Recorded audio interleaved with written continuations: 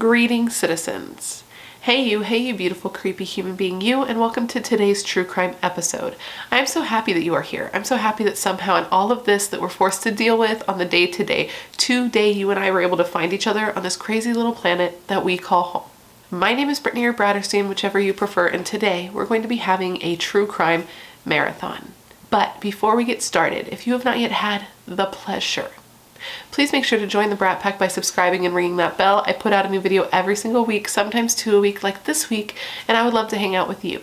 Yes, you specifically you, but I can only do that if you join the Brat Pack and become one of us. One of us.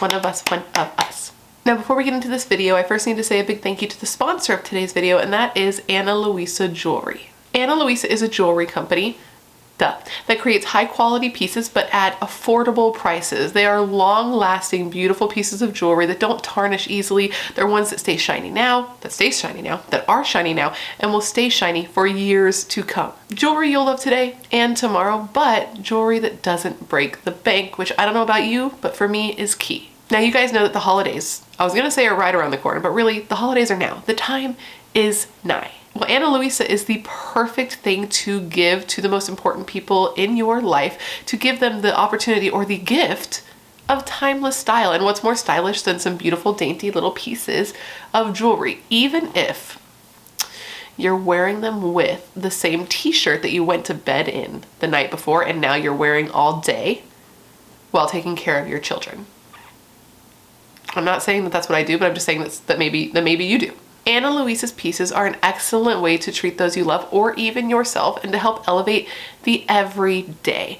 And very important, they offer speedy shipping all over the world. So I have some pieces to show you today that I have in this little box here. I already opened it and I looked at what they were, but I was gonna wait and try them on with you. And I just wanna give you some ideas. And right now, just to preface this, I'm very into necklaces.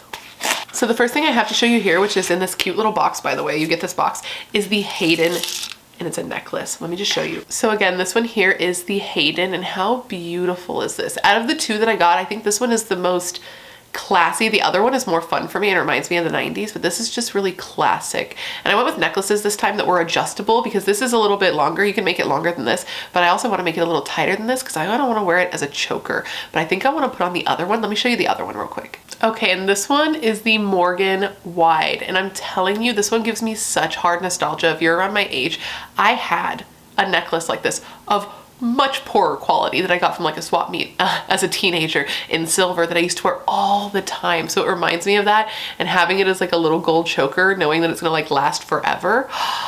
I'm like super stoked to have this. I don't think you understand. I don't know which one to wear. Maybe I'll wear them both. So as much fun as it is to just show you pieces of beautiful jewelry, of course I'm here with a purpose, and that's because I have great news. If you are still looking for a last minute gift to wow somebody that's important in your life, Ana Luisa is having a fantastic holiday sale. So if you click the link at the top of my description box, 1, you'll let them know I'm the one that sent you, which is always good for the channel, and 2, you will get up to 35% off for a limited time. So if all of that sounds as good to you as it does to me, make sure to click the link at the top of my description box to let Ana Luisa know I'm the one that sent you and pick up your new favorite piece of jewelry for either you or a loved one today. Now I just want to say a big thank you to Ana Luisa Jewelry for partnering with me on today's video. It's partners like Ana Luisa that make it possible for me to put out videos as consistently as I do. And a big thank you to you guys for always being so supportive of all of my sponsors. You rock, don't ever change. I didn't even touch my fingers. Now with all that said, let's go ahead and get into this video. So this video, I've put out videos like this in the past. And basically this is just my love letter to those of you who don't like silence, right? I am the type of person who in my day-to-day life, I put on a super long video from whoever my comfort YouTuber is. And I know for some of you, this frog-voiced girl is that, and I don't understand it, but I am so grateful. And you know, it's about to be Christmas. If you celebrate, if you don't, that's cool. It's gonna be a random day of the week where you might get the day off and you might wanna just chill. And if that is the case, I want you to have a long video to chill too. So I've put together a compilation of videos with a similar theme. This week it's going to be family annihilators. I just don't understand how people do what they do, but I just wanted to put this together for you in case you wanted to watch it. And if you do, I thank you so much. Anytime you watch any of my videos, it is just like the literal best thing you could do. Make sure to comment down below and let me know what you're doing. Say your name and tell me where you're from. I'm curious where people are from. And like, this is the time of the year where I'm getting very sentimental. So I just want to be down there talking to you guys. So with all of that said, come gather around and let me tell you several stories of horrible, horrible, horrible family annihilators. I think it's time now that we just get into it. So come gather around and let me tell you the story of John Miles Sharpe, the Mornington Monster. So I want to start this off with giving you a quote from an article that I read that I feel like encapsulates this story very well, and that is, "The nature and events of the crime were, in the words of the sentencing judge, too awful to contemplate." John Miles Sharpe was born on February 28, 1967, and he was born in Mornington, which is a suburb of Melbourne, Australia. And he would later in his life become known as the Mornington Monster. And of course, he didn't start out that way. He actually started out as just a tiny little baby boy, a tiny little baby Pisces. And I'm not saying that we should have known, that we could have expected this, hearing that he was a Pisces, but I'm just saying, I've been on the Google machine, and if you look up a lot of killers, a lot of serial killers, it seems that Pisces be out there wildin'. Anyways, he was born to parents Valerie and Miles, and he was one of 6 children with 4 older sisters and 1 younger brother. There isn't a ton known about his early years. I know he went to school and he completed all 12 years, though he did fail all of his exams in his 12th year, but somehow still graduated. I don't know anything of the Australian school system, so I'm not sure how that works. Even though he graduated, he did have some issues with dealing with stress, which seemed to be a bit worse than his siblings and other peers, and he had a bit of social anxiety. He just wasn't super great with people, except his parents, who he was very close with. So, because he didn't have a lot of peers that he could connect with, he grew up pretty unhappy in school and didn't have many friends. Despite all of those social issues, as I said, John was able to graduate school. He went on to work at a bank and eventually went on to work at the Commonwealth Bank, and that's where he met a woman who would one day be his wife, a girl named Anna Kemp. John was 27, Anna was 31, but it wasn't a big age gap at all, and the two were just super into each other. They were like, I like you, you like me, we both work at this bank, that's awesome. Now I get to see you all the time. And the two were so into each other that they, within a year of being acquainted and dating, they decided that they wanted to get married in October of 1994. So I guess you could say things were getting pretty serious. Very serious. The most serious? Apparently, though, once married, Anna quickly realized that she may have made a mistake. She would say that the relationship lacked passion and love, and others who knew the couple agreed. They didn't really see why Anna was with John in the first place, because, she was strong-willed, vibrant, decisive, beautiful, and interesting, and he was just sort of dull. But regardless, she stuck it out, and she decided to try to make the marriage work. I mean, she was married now. They brought the law into it. She wasn't just going to turn her back immediately. The couple was married for nearly a decade and had spent time, creating a life together, moving around to different homes in the Mornington area, before finally they fell pregnant. And shortly after falling pregnant, almost 9 months to be exactly, or a little more than 9 months to be exactly. Wow. 9 months later, they gave birth to their first baby, a daughter who would be named Gracie Louise Kemp, and she was born in August of 2002. Oh, and something that I thought that was kind of interesting is the day that Gracie was born, John thought this was the perfect time for him to completely change his career path. And he quit his job at the bank so that he could go into business with a friend of his, an older friend of his, who had a conveying business. And apparently John quit his job to join in with his friend on this conveying business because his friend was not that far off from retirement, and John thought that he could take over the business once his friend retired. So he decided now is the time to go in a different career path, and he started doing this conveying job. What's conveying? I don't know. I convey. That's it. I convey. Moving on. Gracie's birth was both a joy and a strain to the couple. Well, it was more of a joy for Anna and more of a strain for John. But in general, it was complicated, you see, because Gracie was born with, I believe it's a genetic condition, and she had hip dysplasia, which essentially meant that her bones weren't developing properly. So she was often in a lot of pain. She cried a lot. She didn't sleep a lot, and she had to have like procedures done and had to be put in an orthopedic harness in order to help alleviate the problem with her bones in her early life. Fortunately, this wasn't like a long-term issue that the couple was going to have to deal with, or more importantly, that Gracie was going to have to deal with. It was something that would recover with time. But, I mean, it took time, and she was in pain, and she cried a lot. And even once she finally got the harness removed, she was just always uncomfortable. This little girl was in a lot of pain. She was a little baby with, like, pain in her bones. And because of this, she was a little bit more difficult. She didn't sleep, which meant Mama and Papa didn't sleep, which made for a straight-up not good time. Because of this, in November of 2002, Anna actually ended up going to a hospital, and she complained to the doctor, like, that she just told them all of her problems. She couldn't sleep, she couldn't cope, she couldn't deal with what was happening with Gracie. She didn't know what to do, and she was feeling like hopeless and anxious. And because of this, she ended up having 3 inpatient appointments for respite with Gracie to try to establish a regular sleeping pattern, an eating pattern, and to try to help Anna deal with all of the anxiety she was feeling, because it was just like a really tough time. That would be a really difficult thing for anybody to deal with, and she just didn't know how to cope with it. Shortly after all this, the couple had 2 more stressors pop up in their lives. And the first one was that in September of 2003, the couple decided to buy a new home. They bought a home at 116 Prince Street, and were going to move into this new home. And as you may know, it is said they say that moving is one of the most stressful things that you can do in your life.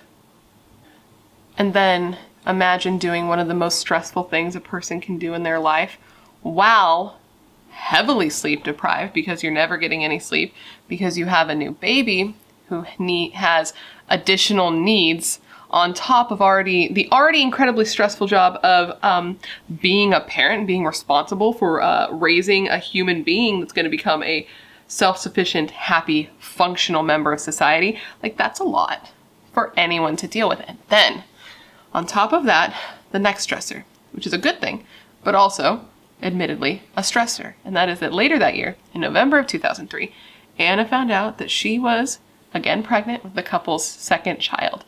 A tiny little baby boy.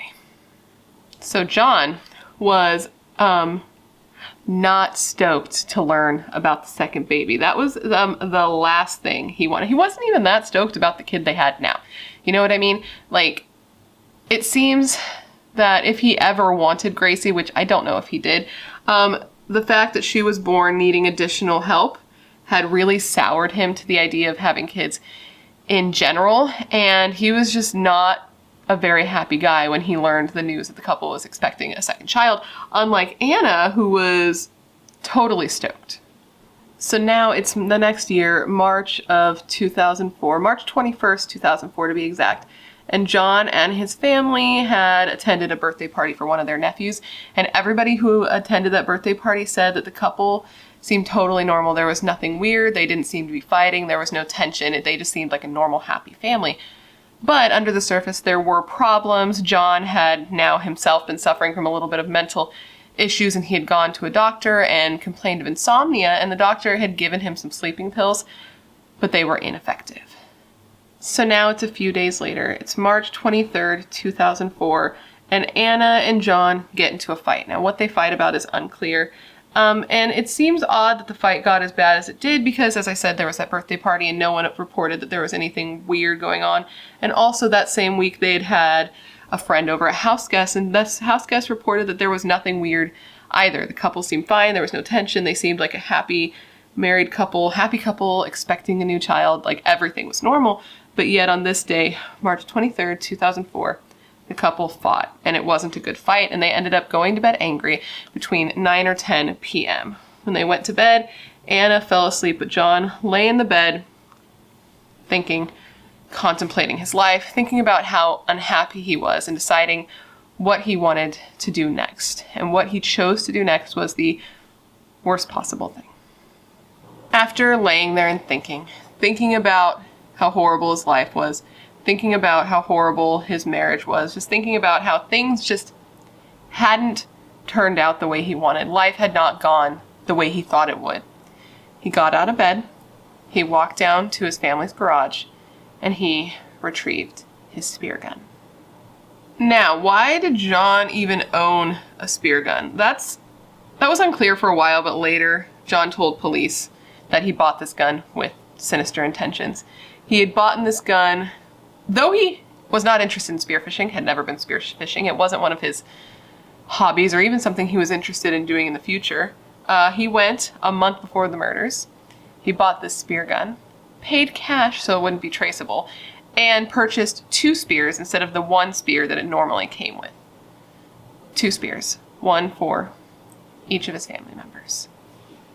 We are going to get into the specifics of what happened that night and what he did to his family, but before we do, we're going to go forward a little bit. And after late March of 2004, nobody who loved Anna and Gracie saw them alive again. So during the first week after Anna and Gracie had gone missing, John did everything he could to keep up the lie that he had invented as to what happened to them. And what he was telling people is that Anna had left him and had run off with a new man. So what he did to keep this lie going is he went onto his wife's email and sent her friends and her family emails saying that she was fine, she was great, she was happy, she was pregnant, and she had run off with her new boyfriend who was the real father of her baby. He would tell Anna's friends and family that if they wanted to speak to her, she was available by cell phone. And he had to think on his feet, and he had to be pretty quick because Anna had actually made plans to meet up with a friend on the 26th, which was just a couple days after the murder. So he had to be quick on his feet, really think of what to do because they were going to notice her absence.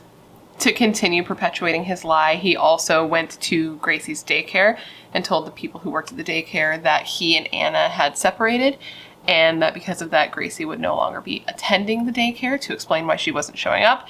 And he even went as far as to going to this area called Chelsea, which is where he had told Anna's friends and family that he believed she was located. He would go there, and he would make phone calls with Anna's cell phone so that it would be pinged. The pings would show that she had been in that area, and use her debit card in that area to continue making it seem like that's where she was, and that she was alive and that she was well.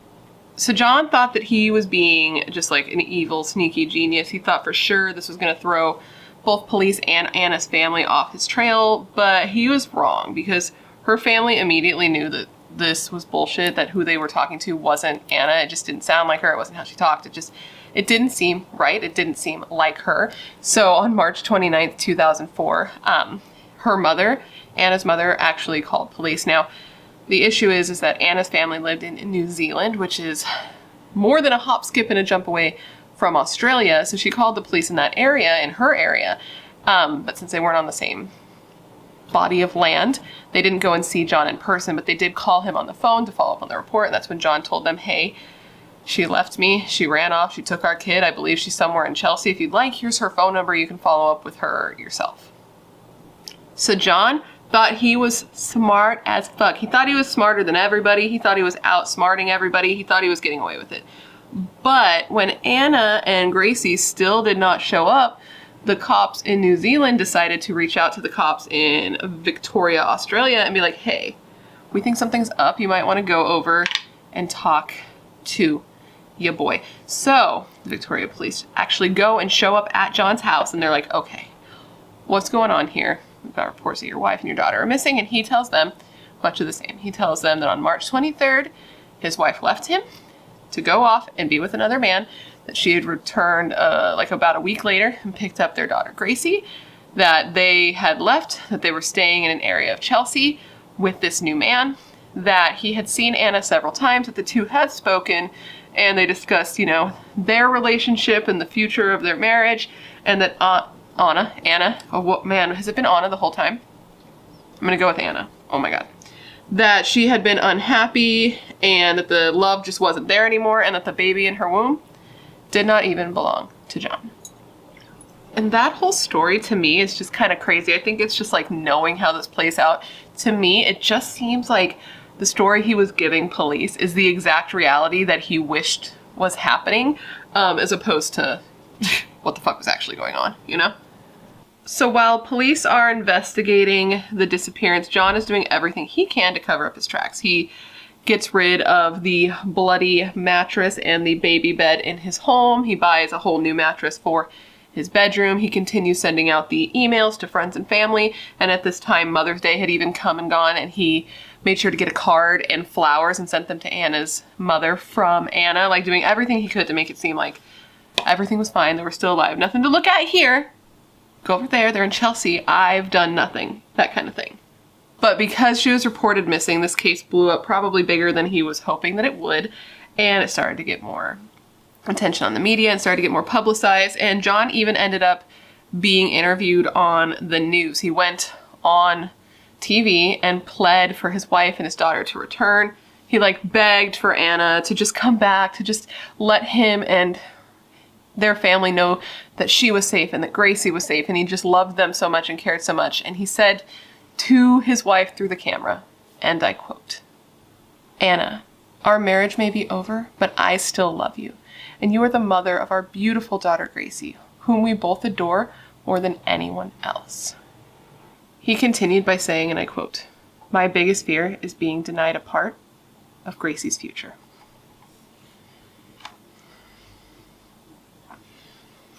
Fuck this guy. John had also given a written declaration to police stating that he had nothing to do with his wife and daughter's disappearance. And by June, he had given several interviews, but police still had nothing serious to hold him on. But they still thought that he was sketchy as fuck, so they put him under surveillance. And it was while under surveillance that police first got some evidence that they could use. While he was under surveillance, they caught him discarding incriminating evidence. And they also caught this guy. It's going to blow your mind. They caught him. They caught him going to Chelsea, right? He drove to Chelsea.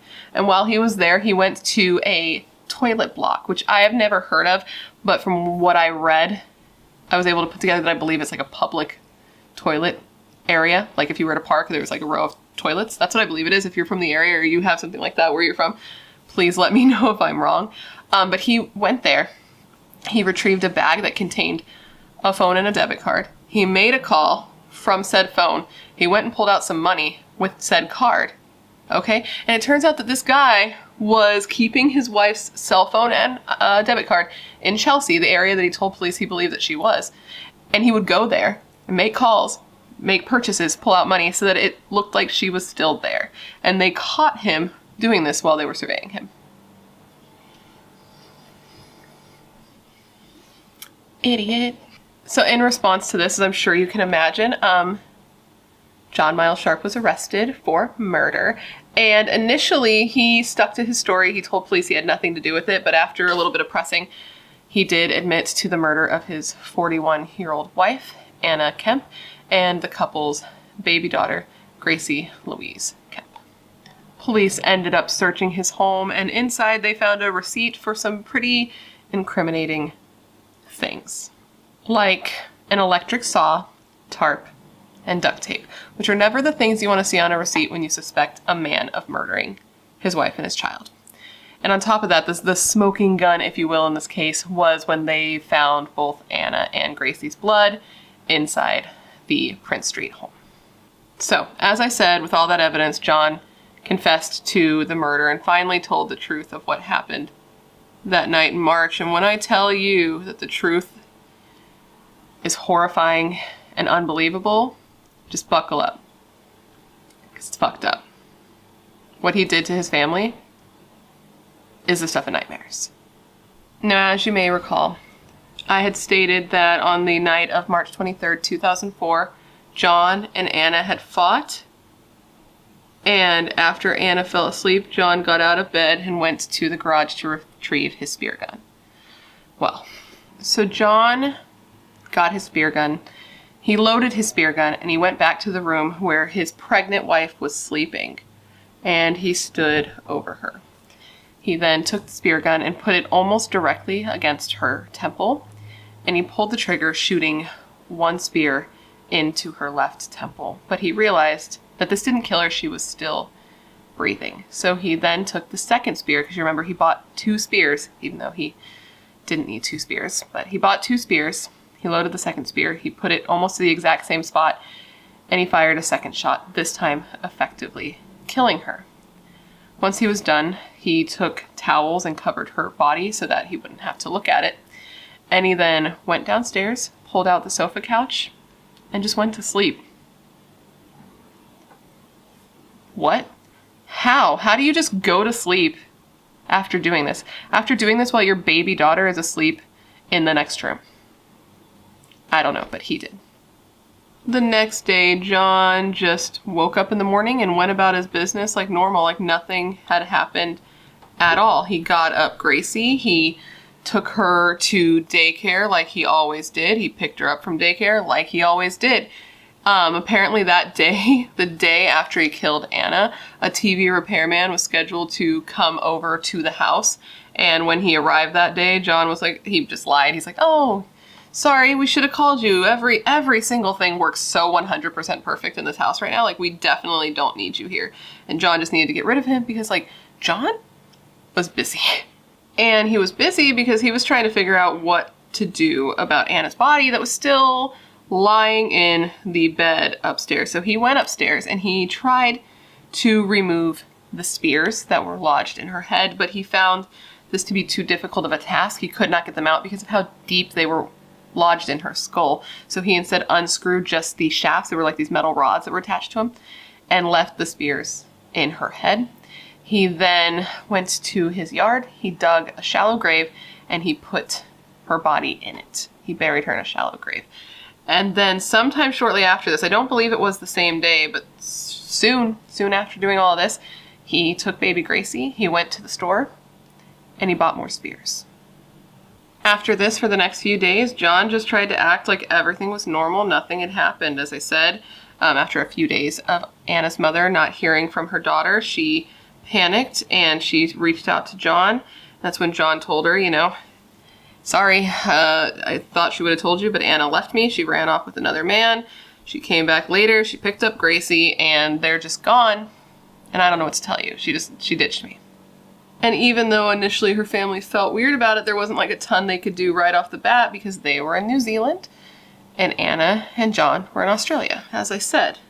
3 days after John had killed his wife, he put his baby Gracie down to bed at night. And he then went on to make several whiskey and cokes to, what I imagine, to disassociate from what he was about to do. I don't have any proof that that's what he was doing, but I think that's just my brain trying to come up with some reason, some way he'd be able to go on to do what he did next, because it's just so horrifying that I can't imagine that you could do this without disassociating from the situation and from yourself. Once John was good and drunk, he went to his garage and retrieved his spear gun along with the newly purchased spears, and he then headed to the bedroom of his sleeping baby daughter. He stood over baby Gracie. He pointed the spear gun at her head and he fired one spear into her skull. But this didn't kill her. Instead, she just started crying and screaming in pain, as I'm sure you can imagine. So what this asshole went and did next is he left her, he went back down to the garage, and he retrieved those 2 shafts, the metal rods that had been attached to his wife's spears. He grabbed those. He came back upstairs. He loaded those into the spear gun, and he shot 2 more times, shooting both steel rods into his baby's head, which there was already a spear. Now there's a spear and 2 steel rods. This still didn't kill her. So he took the spear that was in her head, he ripped it out of her head, he reloaded it into the spear gun, and he shot her a 4th time, effectively killing her. Gracie was under 2 years old.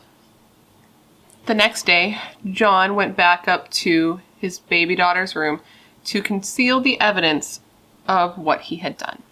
He had to place a towel over his eyes because he couldn't stand to look at her in the condition that she was in, the condition that he put her in.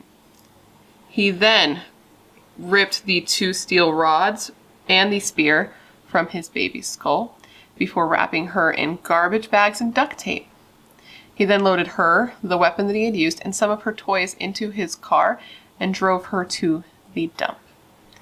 He literally threw his baby child that he murdered in the trash like she was like she was trash. John then went on to act like things were totally normal, and for a while he felt like they were, but that was until the Victoria police came to his house, remember, and they questioned him in person. And that was the first time that John really felt like he was in trouble and that they may be on to him. So that same day, he went to the hardware store and he picked up some totally casual items for the totally casual consumer. These items were a roll of duct tape, 2 tarps, and an electric chainsaw. He then went home and took a considerable amount of time digging up his wife's body from the shallow grave he had buried her in. He then cut her body into pieces with the chainsaw, wrapped them up in the tarps and duct tape, and then disposed of them, much like he had done with his daughter's body, by throwing his wife's body away in the dump. Once police learned where the bodies were located, they immediately started their searches. It took 3 weeks of a large-scale search for police to discover the bodies in the Mornington landfill site. And that's because, one, there was really bad weather and they kept having to push the searches back because they couldn't be out there searching in inclement weather. It's not going to be as successful. And 2, they were searching a whole ass dump. But eventually, with the aid of like heavy machinery and people out there like scouring the area with rakes and tools and shovels, they were able to locate the bodies on July 6th, 2004, under 6 feet of trash. The day Miss Kemp's body was found was a miserable, overcast day, but suddenly the clouds opened and the search area was flooded with sunlight, and there was Anna. This quote was said by Father Harrison as he presided over the funeral of Anna and Gracie. The two were buried with wreaths of red roses, pink lilies, and white daisies covering their coffins. When asked the basic question of why did you kill your wife, John said that Anna was moody and domineering and unhappy, and that she wouldn't allow him to see his family as much as he'd like, that he'd like to be over there all the time, and that she just wouldn't let him do it, and that overall their marriage was just an unhappy one. Later, the prosecution said of these claims against Anna, and I quote, "Anna cannot deny them. They provide neither justification nor excuse for anything that you have done." He told police of his crimes, and I quote, "I was thinking of taking care of Gracie myself, and just amongst the madness, that's when I lost the plot." He went on to describe the murder of his tiny daughter Gracie as an, I quote, "irrational, bloody madness." Now, there was another theory that came out later about why John may have done what he did. It was reported that some of John's relatives came forward with another theory. They believed that John was caught molesting Gracie by Anna, and as a result, he killed her to prevent her from telling anybody. The family said that John had a history of sexual abuse. He had molested young members of his family and friends for 2 decades before his family was killed. But the victims hadn't come forward because they just didn't, oftentimes children and people like this don't come forward when there's allegations of abuse. But after the murder, they did. One of the girls that came forward said that she was molested by John for 2 years, and that this particular family member was tormented by not saying something sooner because she thought that it could have prevented the murders. And it was also said that Anna had no idea of his past when she married him. One of these relatives told the Herald Sun of these allegations, and I quote, "We reckon she caught him at the child. We think that's why he killed her." John ended up pleading guilty to both murders. Anna's brother ended up saying of the guilty plea, and I quote, "We are delighted, and it has relieved a bit of the stress we have been going through. And now we can move on and get on with our lives." Anna's father then went on to say of the guilty plea, End I quote. This sort of completes it, almost. Sentencing also has a lot to do with it as well. The judge at John's trial said that the psychiatrist, Dr. Lester Walton, who interviewed John after he was arrested, described John as, and I quote, socially inept, dependent, passive, and a retiring individual who's unable or reluctant to confront problems. The forensic psychiatrist also said that they believed that John's view was that he saw his issues as unsolvable, that he could not fix his family, and that his only way out was to kill Anna, and from there, Gracie. But that, though he didn't seem like it based on his actions, he did actually show signs of remorse. He also described feeling threatened by young Gracie, and the judge said that this was, and I quote, objectively absurd. John did also tell the doctors that he felt like a totally different person when he committed the murders, but they looked into it and they didn't believe that he was hallucinating or suffering from any sort of psychosis. They just believed that he was disassociating from himself because of how absolutely horrible what he was doing actually was. And the doctor said of him, and I quote, John was afflicted by a clinically significant depressive disorder prior to the killings, although seemingly not of very major proportions.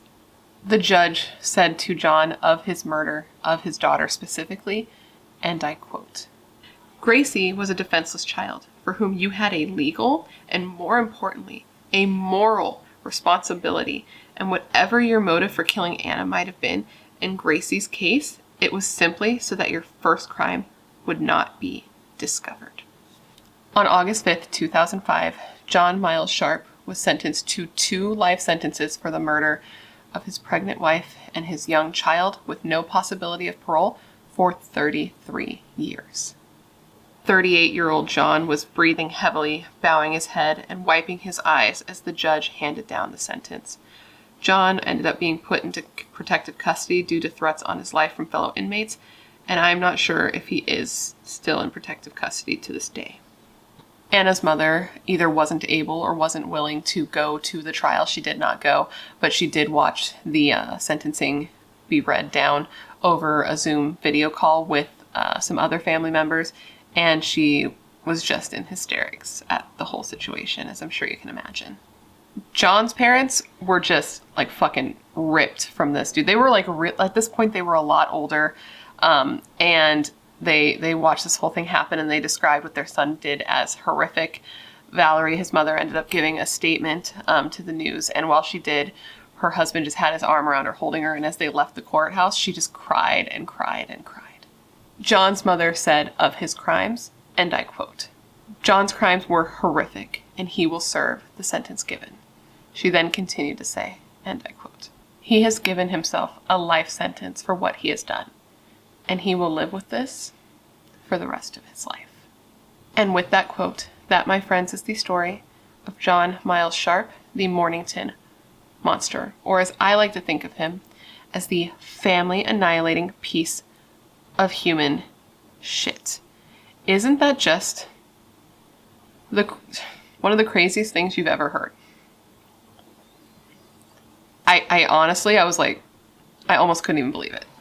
I cannot believe that I had never heard of this case. It only even came upon me to cover because, one, Jenna, thank you, recommended it. And then 2, when I started looking into it, what got me really hooked on it is I saw people referring to this as the Australian Chris Watts case. So I was like, well, I got to look into that because of how just like that case was. And when I looked into it, I was just like, holy shit. And I don't like to compare cases at all because every case is so absolutely horrible. But this one seems to be even more brutal, not more sad, because they're both horrible. Anytime something like this happens, anytime somebody kills their entire family, it's horrifying.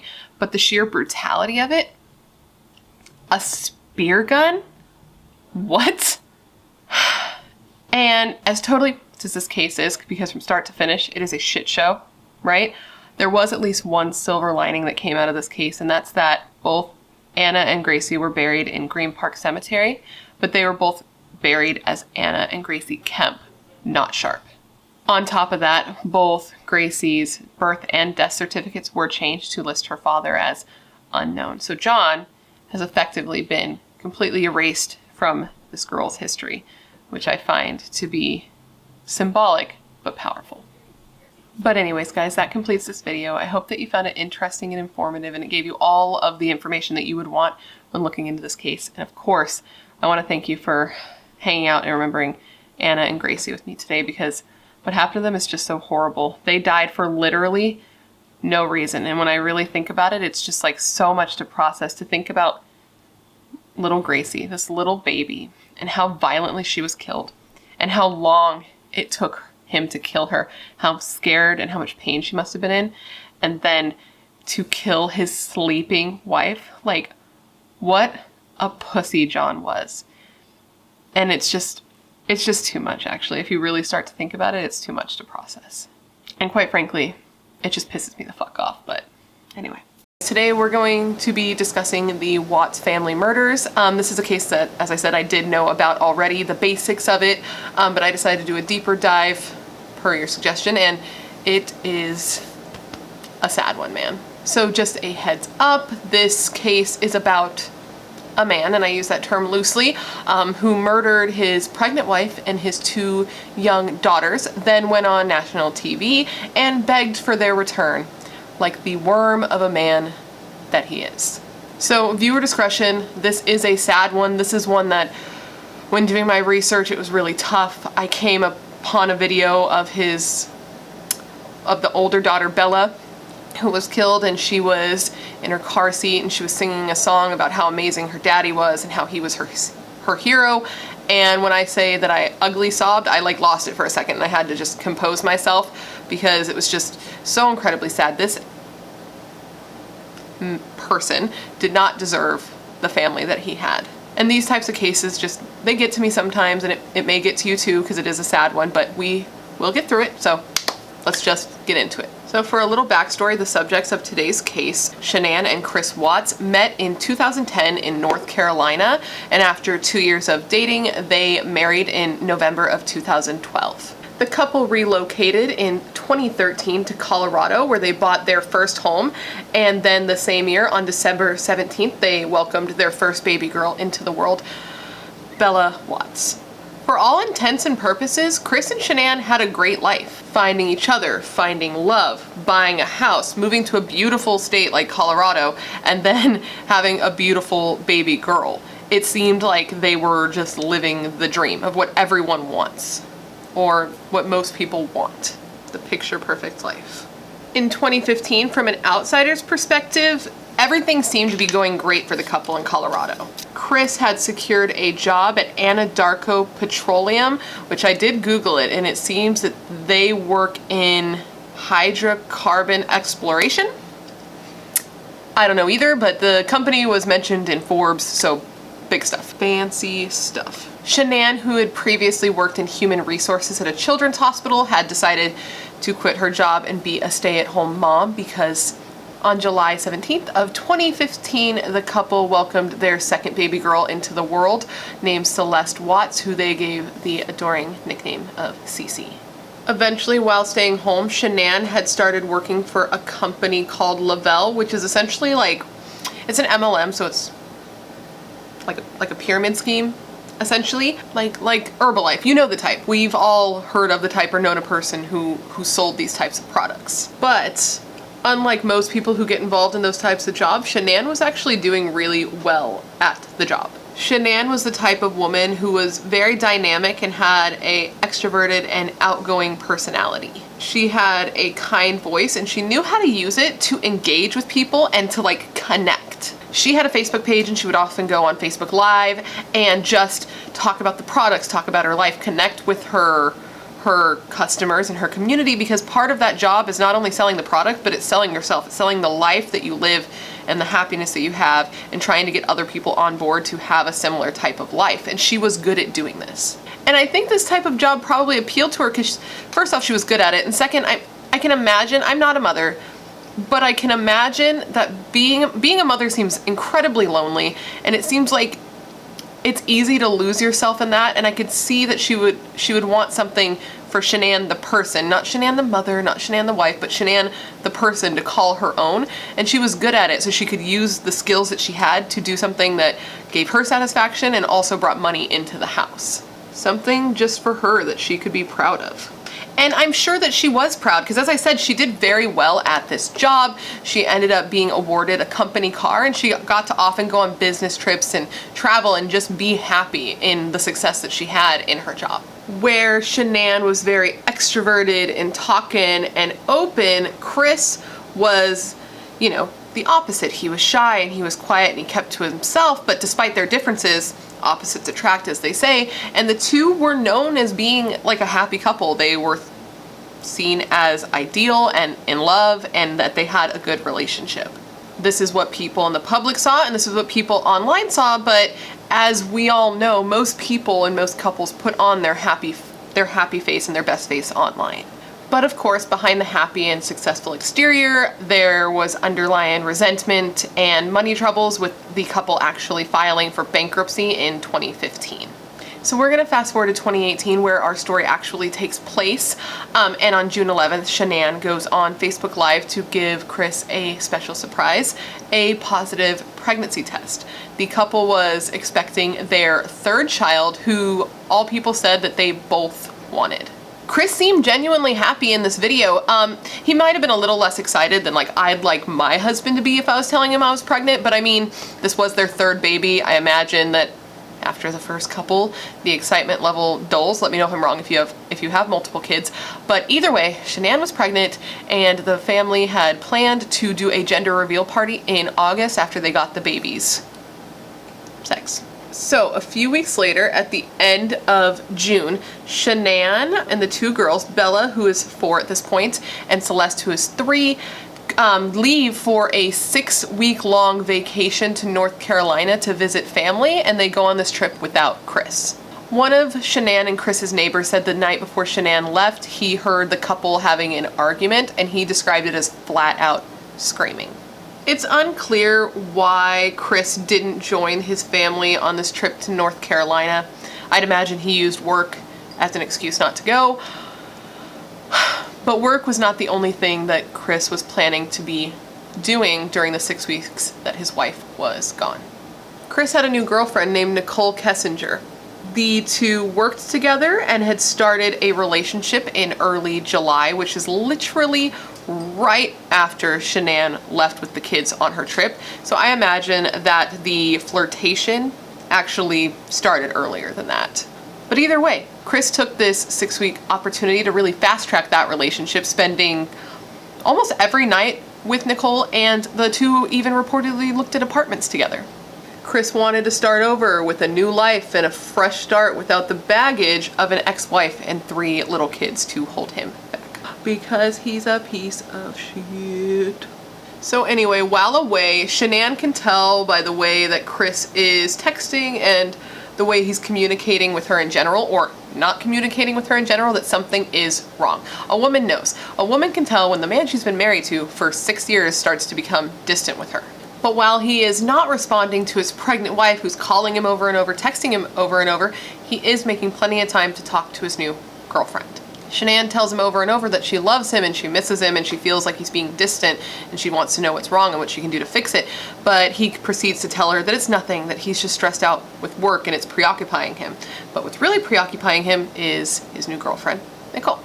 But Shanann's not dumb, right? She can tell that something's obviously off with Chris, so she texts her friends and she says, you know, something's up with Chris, he's being distant, he's not talking to me. He's not like showing me affection and loving me, and you know, they tell her, you know, don't worry, he's probably just stressed.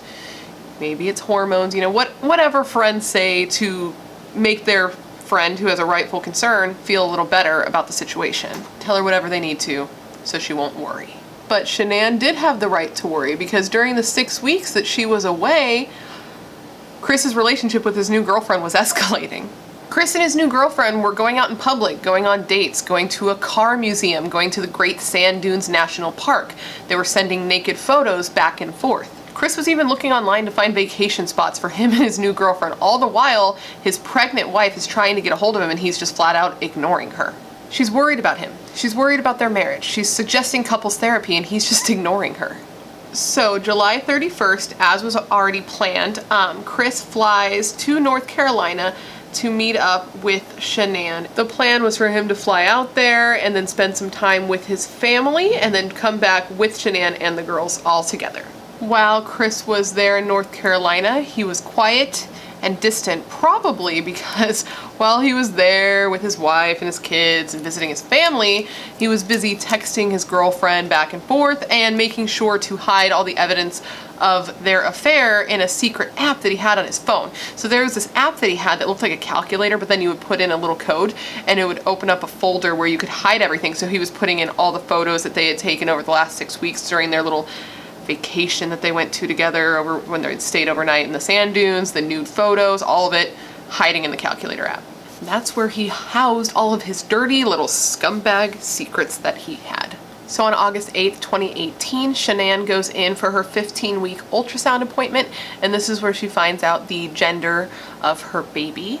She is going to be having a little boy that she plans to name Nico Watts, and he is due January 31st, 2019.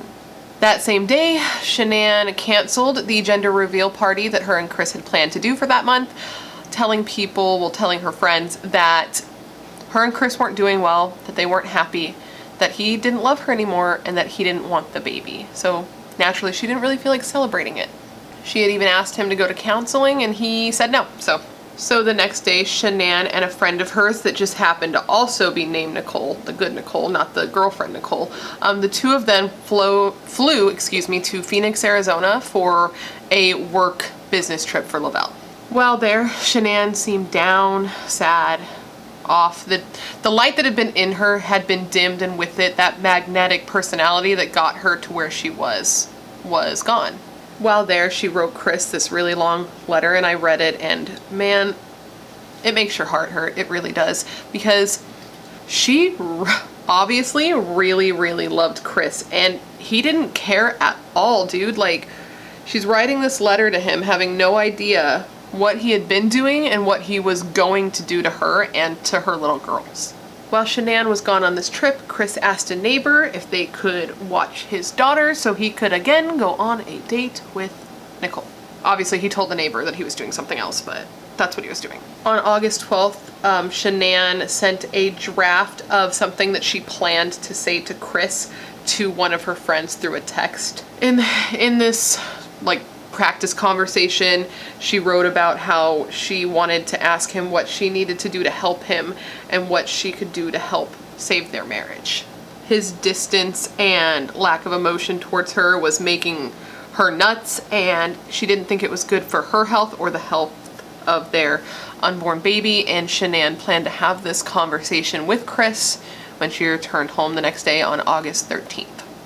Shanann and her friend Nicole head home to Colorado. Shanann and Nicole's flight ended up getting delayed, so Shanann didn't get home until 2 a.m., approximately 2 a.m. on August 13th. Nicole dropped her off at home, and this is the last time anyone but Chris Watts saw Shanann alive. The next morning, Nicole, Shanann's friend, had texted Shanann because she knew that Shanann had a doctor's appointment that morning at 10 a.m., and she also knew that Shanann had been down with everything going on with Chris, so she texted her to see how the appointment went and how she was feeling. And Shanann was the type of person that apparently anytime she would have one of these appointments, she would always text Nicole. I got the vibe that was her best friend, so she would always text Nicole and let her know how it went, and if Nicole didn't text her back fast enough, she would call her. I am that friend, I know that friend, so I know how Shanann was. And when Nicole woke up that morning, she didn't have a text from Shanann at all. So she texted her asking her how it went. And when she didn't get a response, she started to panic. Shanann always had her phone on her, whether it be texting her friends, talking to her friends, being on social media, doing the Lavelle thing. She was on her phone. She was that person. So it made no sense for her not to respond. So immediately this sent up red flags to Nicole, and Nicole headed over to the Watts home. So Nicole got to the house and she started to knock on the door, but she got no answer.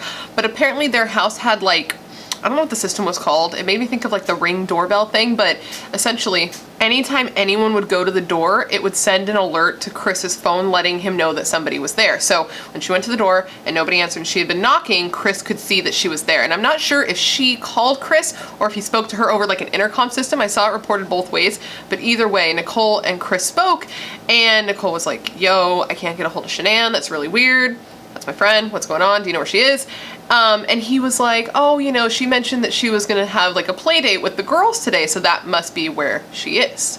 Nicole obviously wasn't buying this because Shanann had not mentioned that this was happening, and they were very close and they talked a lot. So she looked inside the garage and she saw that Shanann's car was still there, and in it were both of the girls' car seats. So unless she left on foot, which is highly unlikely and didn't make sense to her either, there's no way they could have gone anywhere. She could feel in the pit of her stomach that something was wrong, so she tried to go in their house, and when she did, Chris contacted her again and was like, stop trying to go in my house, you need to leave. So Nicole told Chris that she was gonna call the police. It turns out Shanann had also missed her 10 o'clock doctor's appointment, and Shanann never missed appointments. She had left without her car, without the car seats, and without her phone, and this made no sense. This was a woman who was always on her phone, and this is a woman who had a strict schedule that she stuck by. She was a single mom with 2 girls. She did things in a routine, and this was just too out of character for Shanann, for Nicole to be comfortable. So even though Chris was like, don't worry about it, everything's cool, don't call the cops, Nicole did call the cops, rightfully so, and I'm glad that she did, obviously. And she told Chris, like, hey, I called the cops, and he's like, I'm gonna head home right now. So the police get there before Chris, and they realize that they don't have access to the house. So they call Chris, and I guess they had like a code thing on their garage that you can put in a code and enter, and they called Chris and they asked for the code and said that they wanted to go in and get permission to enter, and he was like, oh, you know, the gate, that code thing doesn't work. I'm on my way home, I'll let you in when I get there. Probably because he didn't want the police entering without him, so he could kind of monitor the situation and see what they're looking at. So Chris arrives home and he's just sort of like strolls up. He doesn't have any sense of urgency considering his pregnant wife and his 2 girls are missing, to the point that her friend called the police. So he walks up and he immediately enters the garage and goes straight into Shanann's car. Doesn't say anything to the police, doesn't say anything to Nicole, just walks, goes, and gets into her car, like leaning in. And to this day, I don't know what he was looking for or what he was doing, but that's what he did. And then he got out of the car and walked straight in the house. Didn't say anything. Nothing. Like a weirdo, right? Ugh. So when they entered the home, everything seemed relatively normal, except for the house was like super clean, like whole place smelled of cleaning products clean. But apparently this wasn't out of the ordinary for their household, because Shanann was like a really good housekeeper. She was very obsessed with keeping her space clean. So even though in any other situation, someone's missing, the whole house smells like cleaner, it wasn't that unusual because their house was always like that. What was unusual is that the bed sheets from the girls' beds, as well as his and Shanann's bed, was missing. They were all missing. No bed sheets. Another thing that police found odd is that Shanann's purse, her phone, her keys, the kids' stuff, it was all left in the home. And this was so unlike Shanann, again, that police started to get suspicious that something more was going on here. So as is normal, police asked Chris, like, what happened with you and your wife the last time you saw her? And what Chris told police is that Shanann arrived home at about 2 a.m., that the 2 had sex and then went to bed, and then he woke up at 5 a.m. for work, and when he woke up, she and him then got into a heated discussion about the status of their relationship. And then he left for work that morning, and Shanann and the girls were still in the house when he left. So police start interviewing neighbors, and you know, have you seen anything? Have you seen Shanann? Did you see anything weird? And in doing so, they come across a neighbor, next door neighbor, who provided his surveillance camera footage that showed the Watts driveway. So police, the neighbor, and Chris watched the footage together, and it shows him in the driveway at 5:30 in the morning that his wife and his daughters disappear. And bro, when I tell you that his face, he looked like he was going to his pants right then and there. Like he was freaking out. You can see Chris, whose truck had been parked on the street, back his truck into the garage, which apparently he never did, and then you see him start to load items into the truck. You can't tell what he's loading in, but he makes 3 trips. While they're watching the footage, Chris explains over and over why he backed the truck in and what the items were that he was putting in the truck, and he repeats himself over and over and over, and he's got his arms like above his head, and he's rocking back and forth like he cannot stop moving. This guy is losing his shit. His reaction's just crazy. If I can find it online, I will link it down below, and you should watch it because it is very telling, extremely telling. So the officer tells Chris that there is a detective next door who would like to question him, and Chris is like, so can I go now? And he's like, yeah, go. So Chris goes over to talk to the other detective, and when Chris leaves and it's just the police officer and Chris's neighbor is like, this guy's acting funny. He's not acting like himself at all. He's acting super suspicious. This guy never, ever talks. So the fact that he's going over and over and explaining over and over and over like what he was putting in the truck, why he was doing it, it's weird. And he's like, I've lived next to them a while. He never backs his truck in. So the day that his wife and his girls go missing, he just happened to back his truck into the driveway, happened to load 3 different loads into the truck. Suspicious, weird, he's acting not right. No. So the other officer questions Chris, which is normal because they want to see if he changes his story, if there's any discrepancies and details, things like that. And he does tell a little bit of a different story. He says that Shanann and him had their emotional conversation at 4 a.m. instead of at 5 a.m., which he told the first officer that he woke up at 5 a.m. for work and they talked then. Now the talk happened at 4 a.m. and he said that when they had this conversation, he told her that he wanted a divorce, that he wasn't happy in the marriage anymore, and that the two cried together over this.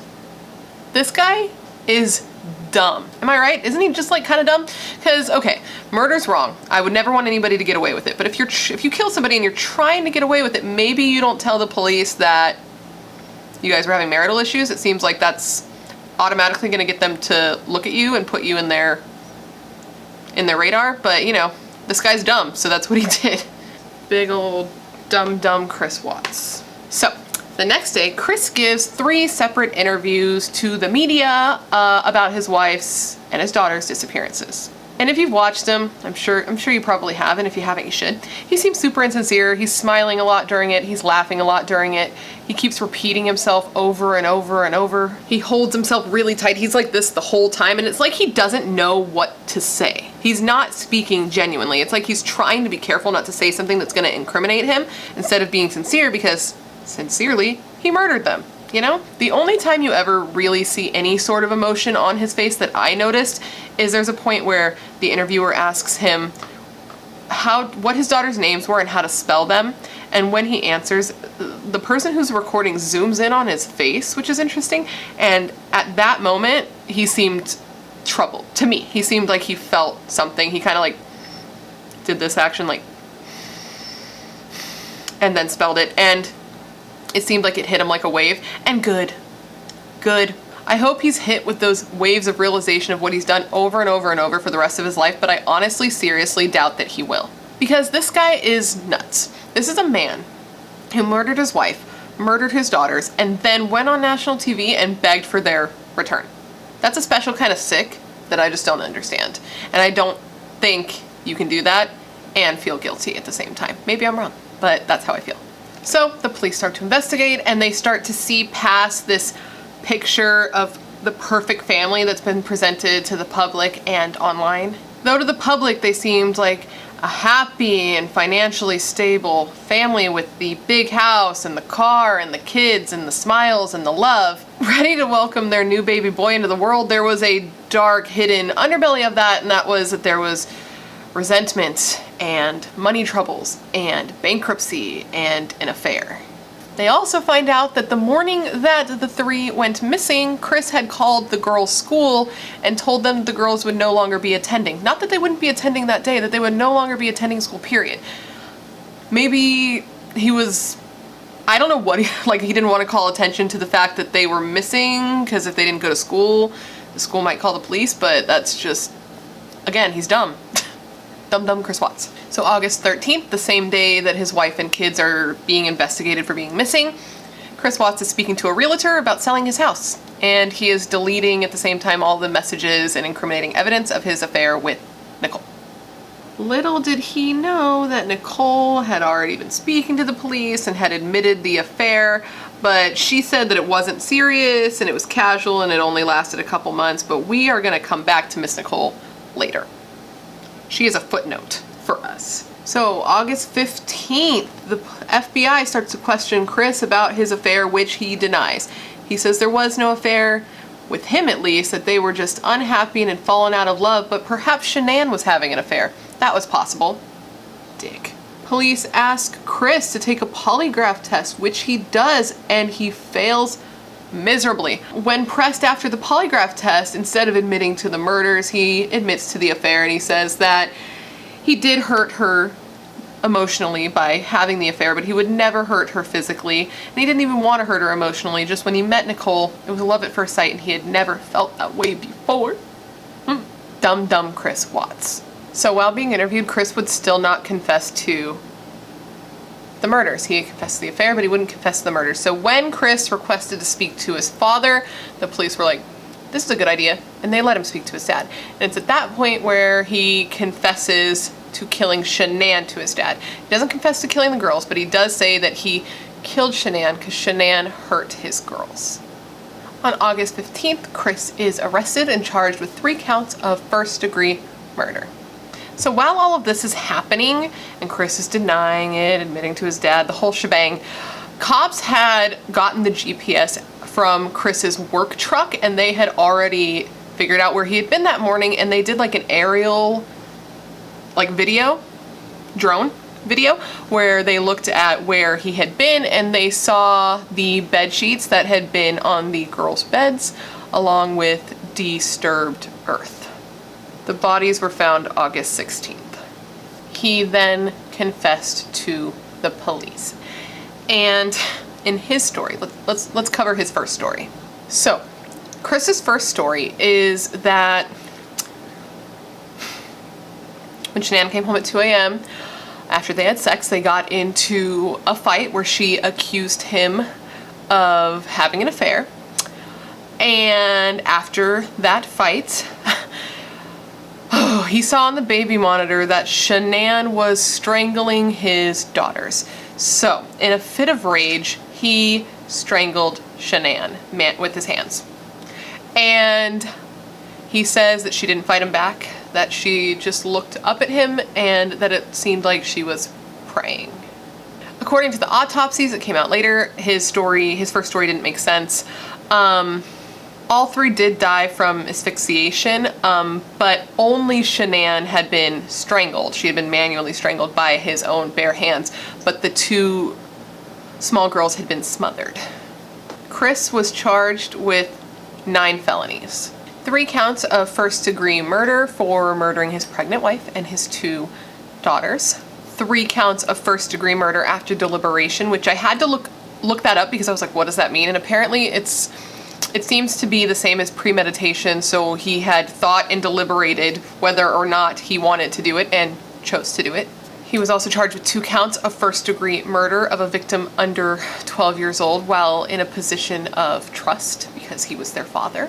1 count of first-degree termination of a pregnancy because he also killed baby Nico. And 3 counts of tampering with a deceased body. Chris Watts pled guilty on November 6, 2018 to avoid the death penalty, which Shanann's parents agreed to because they knew in order to get the death penalty it would take a lot longer and they just wanted it to be done. But with him pleading guilty to these charges, he will be in jail for the rest of his life. When he made his plea, he was asked if he had anything he wanted to say, and he said no. He had nothing to say for himself, and I doubt anyone would be interested to hear what he had to say. Anyway, Chris was sentenced to life in prison on November 19th, 2018. In February of 2019, Chris Watts finally admitted what had actually happened in the early morning hours of August 13th, 2018. And we're gonna discuss that now. It's gonna be upsetting. I'm gonna warn you because he admitted what he did to his girls. Of course, I'm not gonna do anything for shock value. I'm just gonna give you what happened. So, additional viewer discretion right here. When Chris finally told the truth, he admitted that it was him who killed the girls and not Shanann.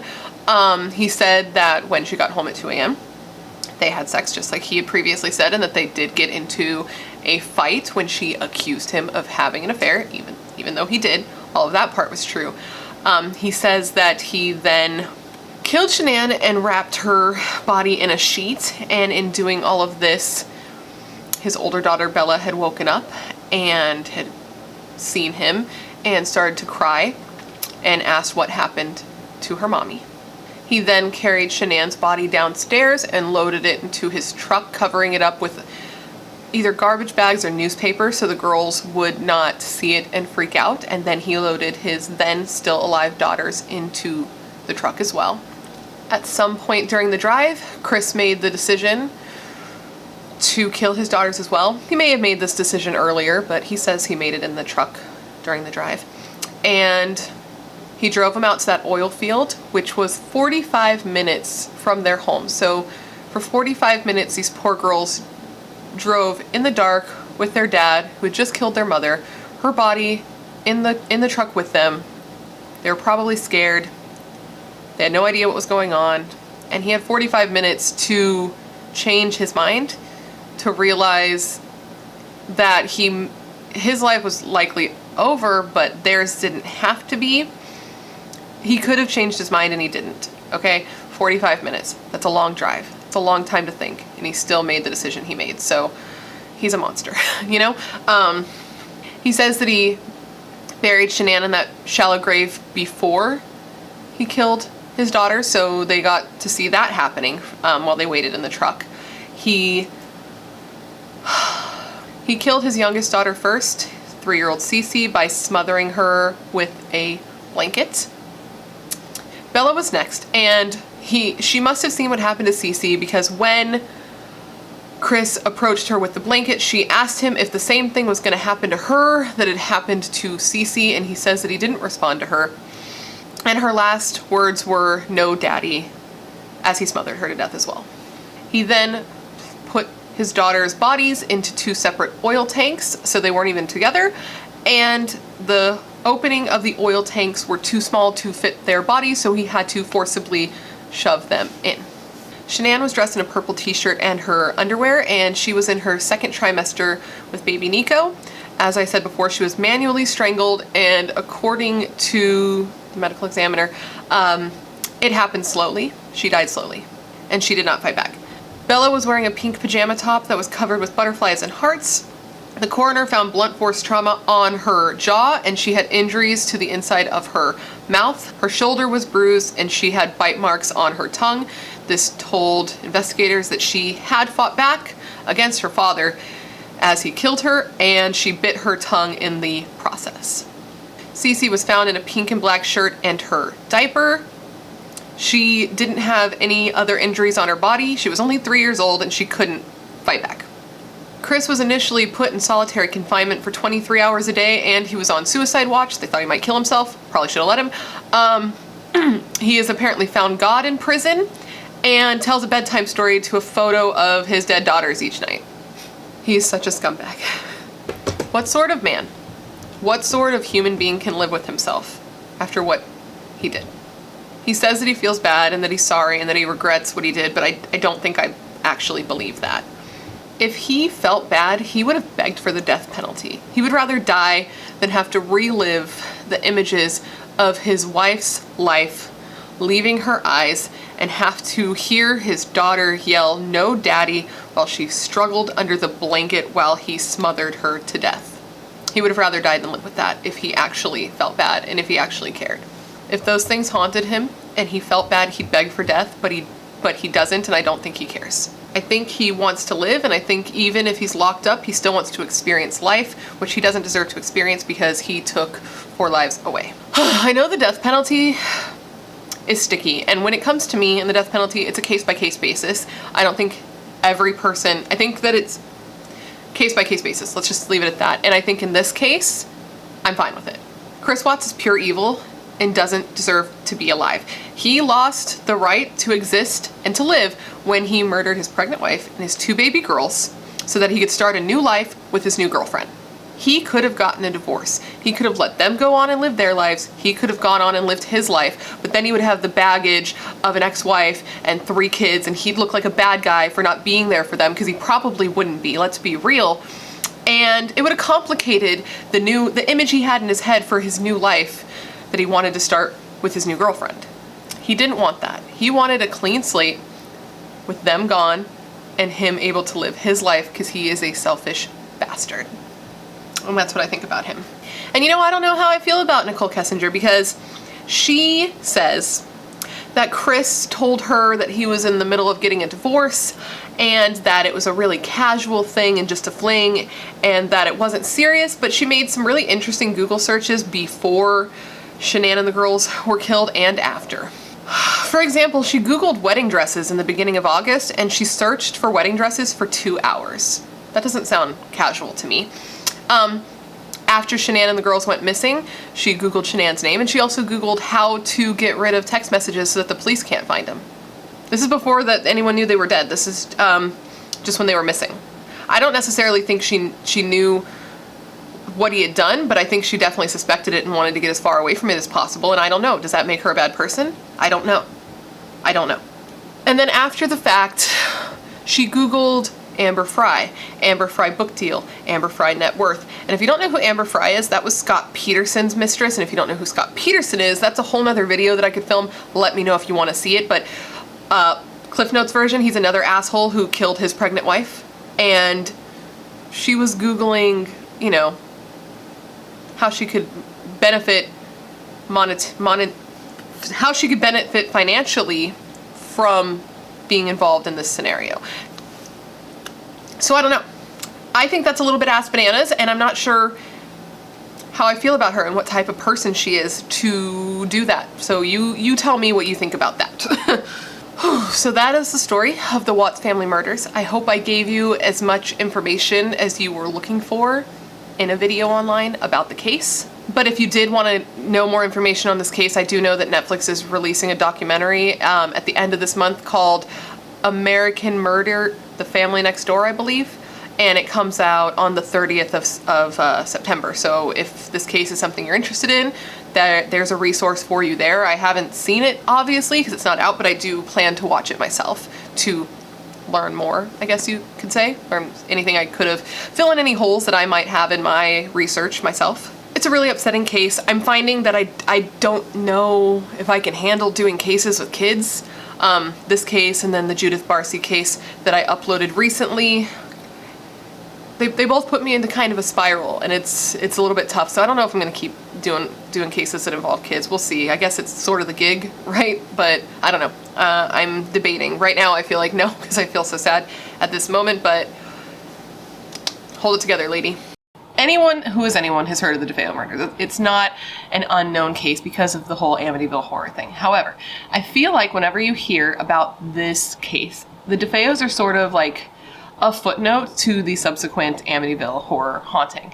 And any video I've ever seen about this particular story, the DeFeo murders is like a little bullet point, and then there's like a shit ton of information on the Lutz, his family, and the haunting and all of that.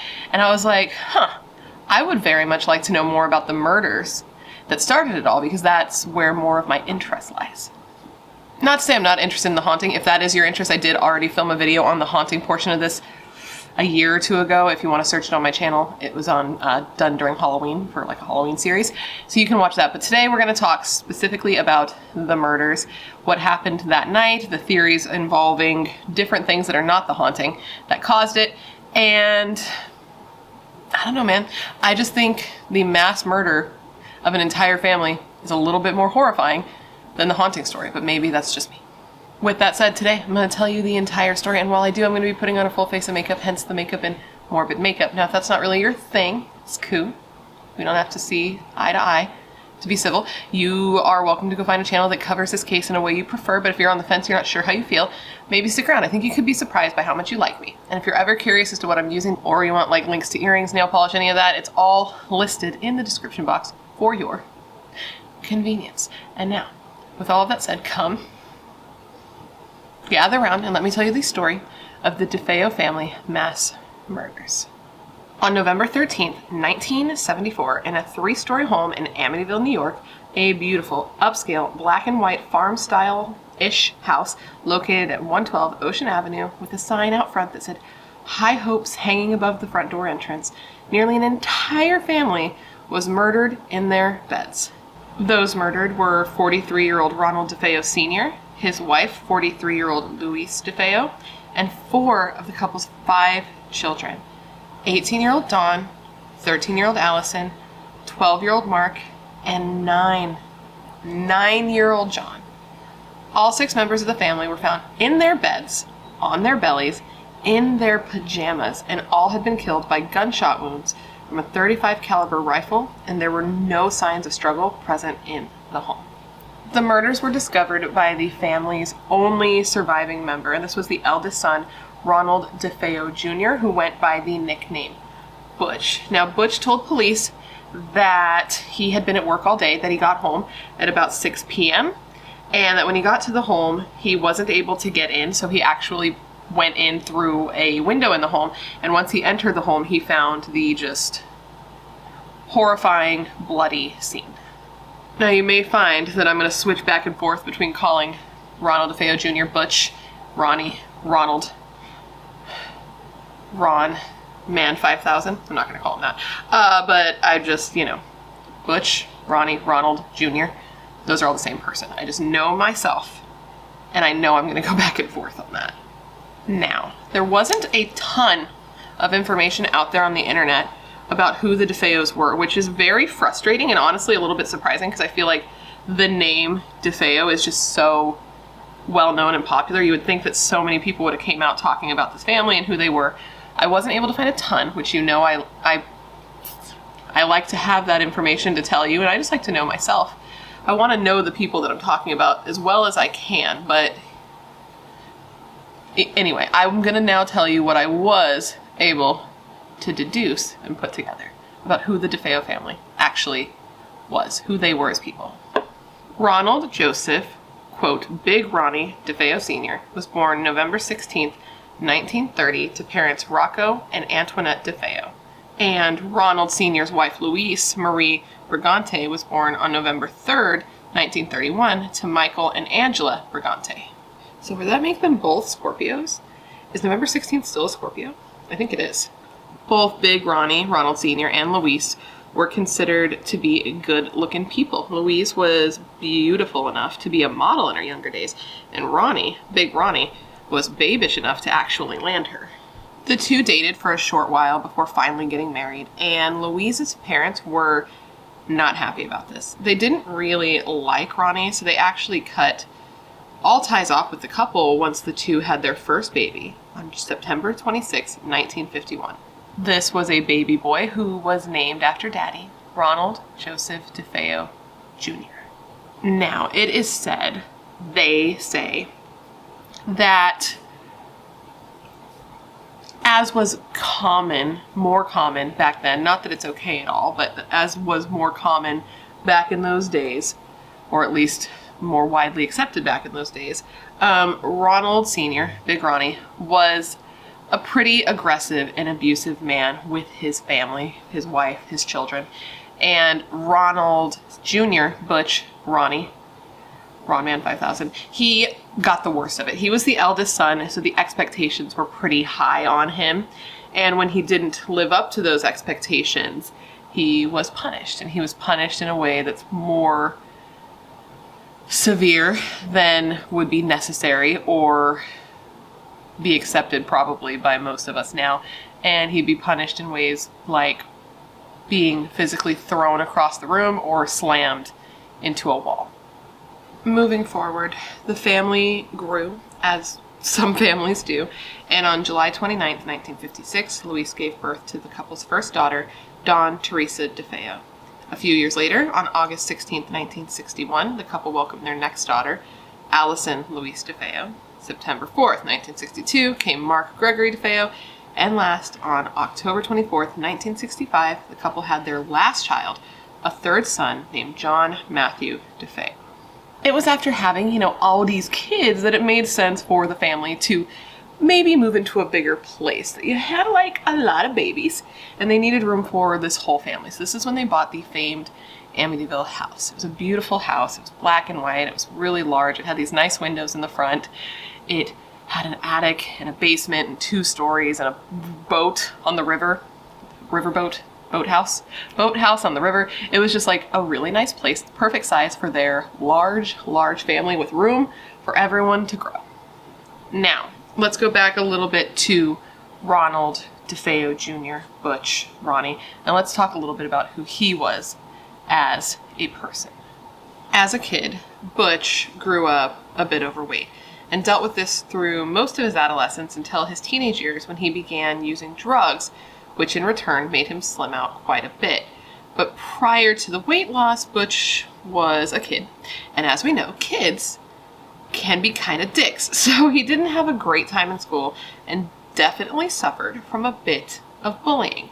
So he just had a bit of a rough go and had developed a drug problem. He was particularly into heroin and LSD. Jesus, that is heavy. And that, along with an antisocial personality disorder that he developed in his teen years, made him just a little cocktail of crazy. I don't know what to say, man. He had a lot. He had a lot. Someone's gonna get mad at me for saying cocktail of crazy. And to that person, your feelings are valid. So as Butch got older, he got more and more aggressive, especially in his teenage years. And this is when his parents decided that they might want to intervene, and they put him in touch with a psychiatrist to try to kind of see what was up, what was going on in their little boy's head, since he was not doing so well. But Butch was not open to this. He was not receptive to a psychiatrist. He was not open with this person, and was of the mindset that he did not need help. So it wasn't super successful. You kind of need to be open to get any sort of help. Let me help you. Help me help you. And Ronnie was like, no, because I don't need help, you crazy bitch. So instead of that, they were like, okay, this isn't working. So what we're going to do now is give him everything he wants in hopes that he will be happy, in the high hopes that maybe this will help at all. Maybe a little bit. Please help us. Our son is being a lot. But how did he get that way? I don't know. I don't like to victim blame, you know what I mean? Because I don't think anyone deserves to die. Well, okay, I'm not going to say I don't believe anyone deserves to die for what they do, but, you know, it's a very complicated situation. It's a very complicated situation. Everything is complicated and nothing makes sense. BRATTERSTEIN, 2022. So now, by the age of 18, Butch is given a job at his granddaddy's Buick dealership. And this was a perfect job for him. Butch said this was a gravy job because, I mean, granddaddy owned the Buick dealership. Daddy was his boss, so he didn't really have to do shit. It just wasn't very good for the type of person that Butch was, which was like a bit of an asshole and somebody who just got away with everything. So now he had a job where he could continue getting away with everything. And whether he did a good job, whether he even showed up for work, his dad still gave him a paycheck at the end of the week for an entire week's work. So he was like, cha-ching, things are toit. Now, despite this, despite giving him whatever he wanted, despite, you know, giving him a job where he could do whatever he wanted, Butch and his father, Ronald Sr., never really got their relationship together. They had a bad relationship. They did not get along, and this never went away. Butch hated his father. He hated his father for how he treated him, how he treated his mother, how he treated his siblings, and he wasn't interested in mending that relationship. He wasn't interested in being cool with him because he didn't respect him. So as he got older, things just got worse because now Ronnie, Butch, is getting bigger, and the fight between the two was more equally yoked. So it got to be more and more intense. To give you an example of the intenseness of these two fights, okay, one time, Butch was in, you know, another part of the house when he hears his father, Big Ronnie, and his mother Louise start fighting. And it's an intense fight. And Butch is over it. He's like, you know what? Fuck this. I've had enough. I'm done. And he decides that he's going to go and have a conversation with his father. But before he leaves his room, he decides, you know what I'm going to do? I'm going to grab this loaded 12-gauge shotgun so that this gun could do the talking for me. So Butch walks on down the hall, wherever, you know, I don't know where he was in the house. He walks into the room where his mother and father are, where they're fighting, raises the shotgun, and says to his father, quote, "Leave that woman alone. I'm gonna kill you, you fat fuck. This is it." He says this while the barrel of the 12-gauge shotgun is pointed at his father's face, and he pulls the trigger. Now, I have no idea why, because the gun was loaded. It was pointed right at his father's face. There's no real reason why this shouldn't have worked, but the gun did not go off, thankfully, at that point. And in response, Butch simply was like, lowered the gun, walked out of the room, and left a stunned Ronald Sr. and Louise to stand there and soak up what had just happened. He had just almost murdered his father, had zero reaction about it, didn't care at all, just went about his business like nothing had happened. And I just can't even imagine that situation, how horrifying that may be. And maybe that must have been. I wonder if his dad didn't know it was loaded at the time or what, but there's definitely some creepy foreshadowing of what was going to come in the future between him and his whole family, which is just like messed up, you know? But either way, he had got his way. He had set out to do something, and that thing was done. That fight was over. Butch had won that fight, and was seeing that by using a gun against his family, he could get the results that he wanted. So now we head back to November 13th, 1974, when at about 6:30 p.m., a totally frantic Ronald DeFeo Jr. ran into this bar, Henry's. This was a bar that he was familiar with. He was kind of a regular. He knew all the people there. He had actually been there earlier in the night before going home and stumbling across his family. So he runs in the door, screaming, and he says to the patrons of Henry's bar, quote, "You've got to help me. I think my mother and father are shot." In response to this, several of the patrons of the bar, who were all people who were friends with the new Butch, because as I said, he was a regular, they all followed him out of the bar. And 6 men then jammed themselves into a vehicle and drove over to the DeFeo family home. When they got there, the house was totally dark. There was no movement. It was completely silent except for the sound of the family's sheepdog. It was a dog named Shaggy who was tied up on the property, who was barking like crazy. And as they entered the home, they were smacked in the face with the unmistakable scent of just death in the air. Within moments of arriving at the house, one of the men, I believe this guy's name was Bobby, he had gotten out of the car, had ran into the house, and had ran straight up the stairs to the master bedroom, where he found 2 bodies. He found the body of Ronald DeFeo Sr. He was on his stomach. His bare back was exposed, like the blanket was off his back, and there was a bullet wound in the center of his back. And lying next to him was his wife, Louise, and there was just blood everywhere. So in response to this guy was like, "Oh, no, I just gotta go. It's time to go, and it's time to go."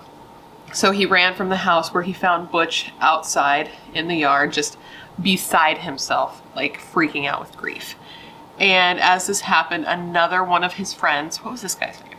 I believe this man's name was Joey. He had gone into the house, and he was on the first floor, I believe, and he found the family's home phone, and he called the police, and he reported to the police that an entire family had been murdered in their homes. Both the parents had been shot twice. The first of the 2 bullets that hit Ronald Sr. had shredded his back, tearing through his kidney and exiting through his chest, and the second shot entered the base of Ronald Sr.'s spine and lodged itself into his neck.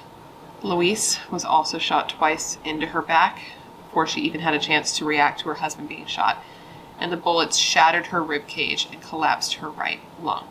John and Marc, the young boys, were shot once each from directly above, and both were pretty messed up, as I'm sure you can imagine, their organs getting a lot of the damage in the process. And last was Dawn and Allison. As the shooter entered the room, young Allison woke up a bit and looked up at her shooter, and as she did, she was shot in the face, dying instantly. The shooter then aimed the gun at Dawn's head, shooting her as well, and pretty much ripped off the left side of her face.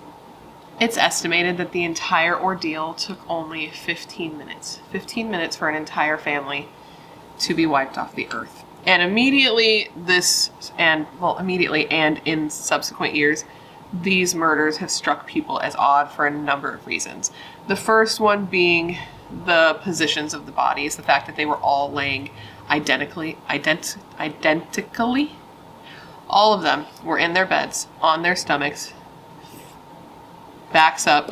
Nobody had tried to get up. Nobody had tried to run. They were just so specific that it looked like somebody had laid them in the same positions intentionally, which is weird. I can see how people would find that to be very strange. Second was kind of goes back to the first, and that's that nobody got up and tried to run. All of them were laying in their beds identically. There was no sign of a struggle, but it was proven that there wasn't a silencer used at the time of the murders. And so people were like, okay, maybe the family was drugged. Maybe they didn't get up because they had been drugged prior to the murders. But when it was tested, when their bodies were tested, it found that there was no sign of sedatives in their bodies either. So this strikes people as very odd. Like, why would nobody hear a gunshot in another area of the house? This is a 35 caliber rifle. This is like a big old hunting gun from what I think a hunting gun is from photos that I've seen. And nobody got up and tried to run. There was zero sign of a struggle. This just strikes people as odd because there were 8 total gunshots fired from 3 different bedrooms on 2 different floors in the house, and nobody heard anything and got up and tried to run. And on top of that, the neighbors didn't report hearing any gunshots that night. All they said they heard was the sound of the dog barking. The medical examiner said after the murders and after they had, inspected the bodies, and I quote, "We did extensive toxicology, not only on the blood and urine, but on all the organs that were removed. And it turned up 0 that there was anything in their bodies." And he's referring to drugs, like sedatives, in that statement. Now, there is a theory that the reason this was able to take place, the reason this happened so quickly, the reason that nobody woke up and ran, is because there were actually 2 shooters, that Ronald DeFeo Jr. did not work alone. And apparently, from what I read during the trial, the chief medical examiner who performed the autopsies actually did testify saying that he thought it was impossible that one person could have committed all the murders at the same time. But one, that seems like a weird thing for a medical examiner to say, because he's just, I don't know. I don't know their job descriptions. Either way, police don't really think this is the case because they had a lot of evidence that pointed to just one shooter. The main thing is that they did ballistics on the bullets pulled from the bodies, and all of them were proven to be shot with the same gun, which was the 35 caliber rifle, which was proven to be Butch's rifle. And in addition to that, I don't know if I put any weight in this theory specifically because of the person that Butch later comes out to say was his accomplice. But we're going to get into that at the end, the theories and what he has said and things like that. So we'll get there, but I just wanted to give you a little teaser now, I guess. I don't know.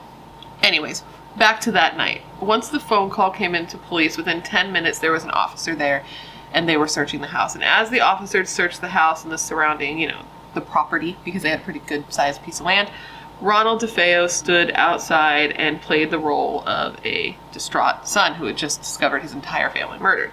The police searched the outside, even using metal detectors to try to find everything they could. And they also searched inside the home. And this is where they found the box for a 35 caliber rifle that was later proven to be the one used in the murders inside the home. So the murderer did not bring their own weapon if they were from the outside, you know what I mean? Which is already dumb, but Ronald DeFeo didn't seem to be that smart to me. I'm sorry, Ronnie, but I calls it how I sees it. When police first talked to Butch, he told them that he believed it was possible that a hitman had murdered his entire family. Not a random hitman, but somebody that he knew, that his family knew, that his father had worked with, done some shady dealings with. And police actually at first thought this was a pretty likely scenario considering the way that the family was killed, how methodical it was, how each of them were just in their beds, and nobody had run. It was just such a clean, quick murder that they thought that this was likely. So they even ended up taking Butch down to the police department for his own safety and put him not into protective custody, but were protecting him by keeping him at the station. But in looking into the case and looking into the scene and looking at things further, it didn't take long for police to start looking right at Butch DeFeo for these murders. The detective working the murders at the time, said to Butch once they were kind of, feeling like it was him, and I quote, "Butch, it's incredible. It's almost unbelievable. Butch, we have a .35 caliber gun box in your room. Every one of the victims has been shot with a .35 caliber, and you've seen the whole thing. There has to be more to it. It's your gun that was used." After the murders on November 18th, nearly 1,000 people gathered to say goodbye to the DeFeo family. They had a mass funeral where all of them had their funeral at the same time. And on this same day, Ronald DeFeo Jr. was indicted on 6 counts of second-degree murder. The funeral was so full. Initially, they were planning on having a private service, it wasn't going to be open to the public, but the response from the community and from people who were affected and cared about what happened to the family was so much bigger than people expected that they decided to open the funeral up so everyone could come and pay their respects and say goodbye. And there were so many people there that the church was totally full. The outside was totally full. There were people just waiting outside to see if they could get in. And of those people were also the police who were watching to kind of keep things under control because this case was a spectacle. Anyways, initially what Butch told police is that he believed a hitman had killed his family and that it must have happened when he left for work that day.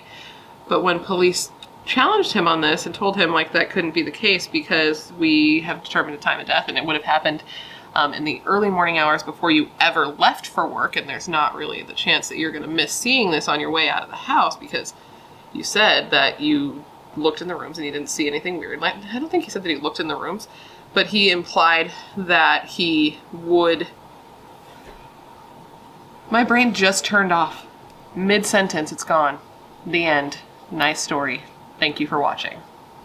Police told Butch, hey, no, what you're saying is incorrect. These murders happened around 3:30 in the morning, before you would have even left for work, so you would have had a lot of trouble missing this. 1, dead bodies all over the house. 2, rifle shots throughout the house. Somehow they didn't kill you and you didn't hear anything. That doesn't make any sense. So that's when Butch starts to change his story. So what he's now telling police is okay, you're right. I was there. That's true. What had actually happened is I was asleep. I woke up and the hitman, pointing a gun at me, wakes me up, holds a gun to my head, walks me through the entire house, and kills my family in front of me. And police were like, Butch, that's dumb. That doesn't make sense. And they push him and they push him, and finally, he admits to what he did, saying, and I quote, "Once I started, I just couldn't stop. It went so fast." Butch confessed to police that he had murdered his entire family. He said that on November 13th, he woke up at about 3:15 in the morning. He doesn't know why he woke up or what woke him, but that he woke from sleep, that he grabbed the .35 caliber Marlin rifle and entered the room of each of his sleeping family members and murdered them all in their beds. And as he's telling police what he did, he's actually acting out, pantomiming the whole thing for officers.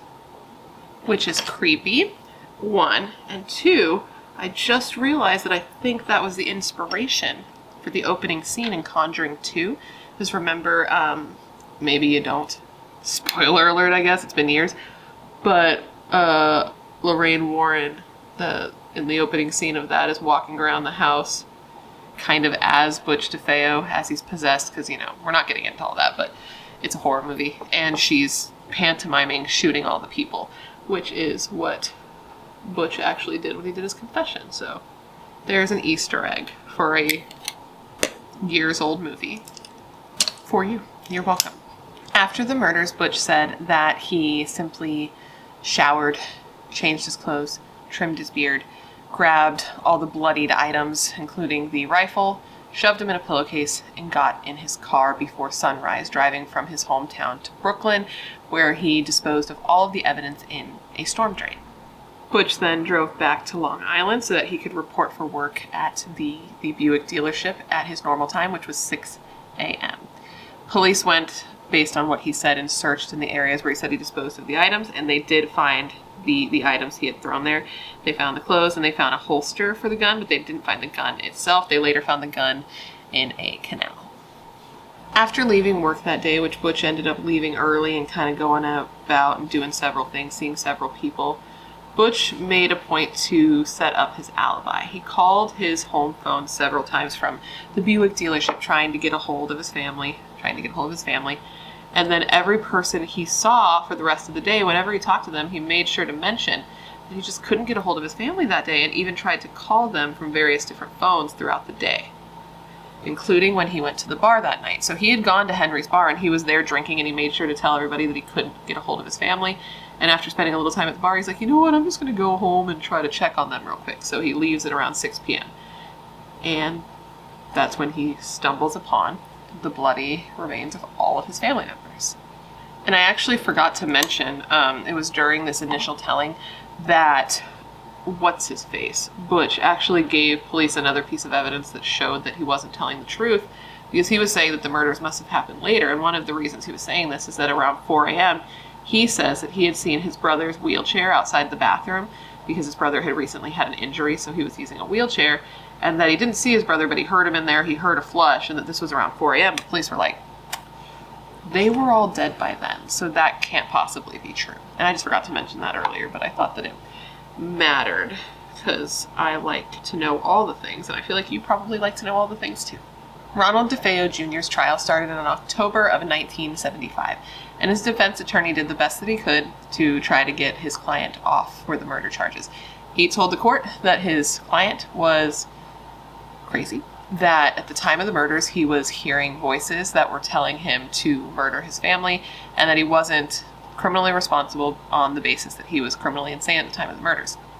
He says that that night, Ronald DeFeo Jr. had been hanging out watching TV, whacked out of his mind on a bunch of drugs, when a black hooded figure came up to him, handed him the rifle, and urged him to murder his entire family. He says that this is what Ronald DeFeo believed because he was, again, criminally insane. Butch ended up saying during his own trial, and I quote, "As far as I'm concerned, if I didn't kill my family, they were gonna kill me. As far as I'm concerned, what I did was self-defense, and there was nothing wrong with it. When I got a gun in my hand, there's no doubt in my mind who I am. I am God." No doubt, no doubt. The prosecution disagreed with the defense's assessment of Ronald DeFeo Jr., obviously. They believed that he was sane at the time of the murders and that he was lying. He was a known liar, troublemaker, and drug addict, preferring LSD and heroin.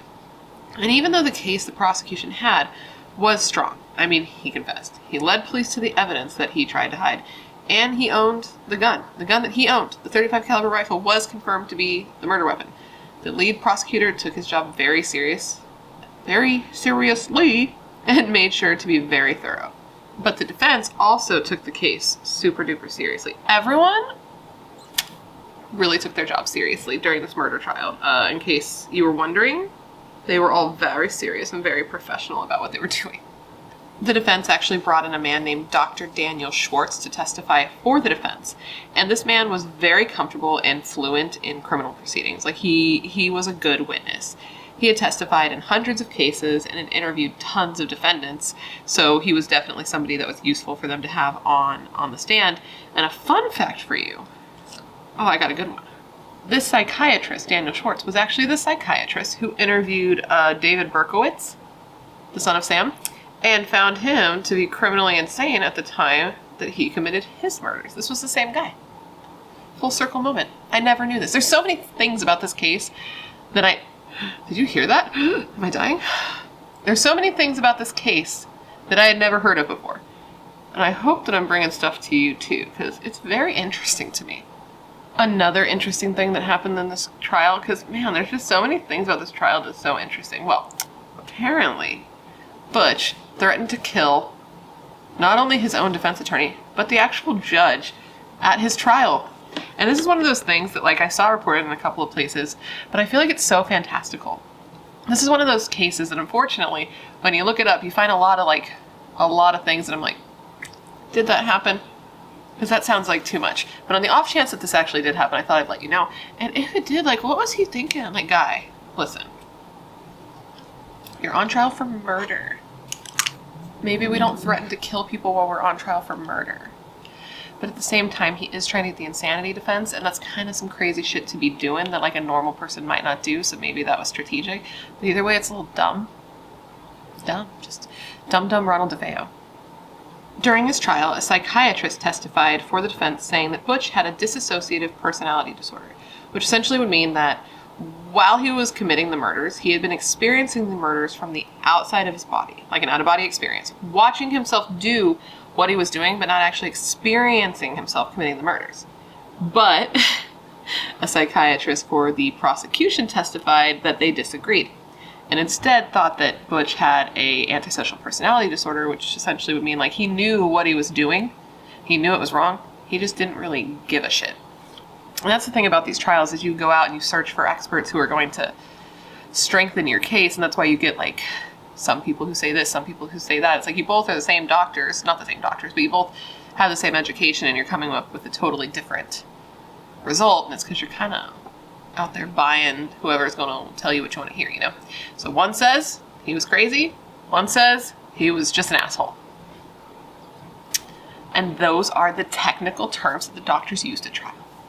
During the trial, it also came out that Butch, prior to the murders, had been kind of spiraling out of control, and as far as like trying to keep himself in check. And there was testimony both to his temper and to his growing obsession with guns.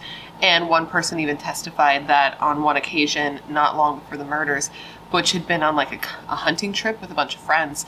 And during that trip, he had grabbed a gun and he had held it up to a guy's head who was on the hunting trip with him, and just held it there and stood there and waited until this guy got terrified and just took off running. Butch thought this was very amusing.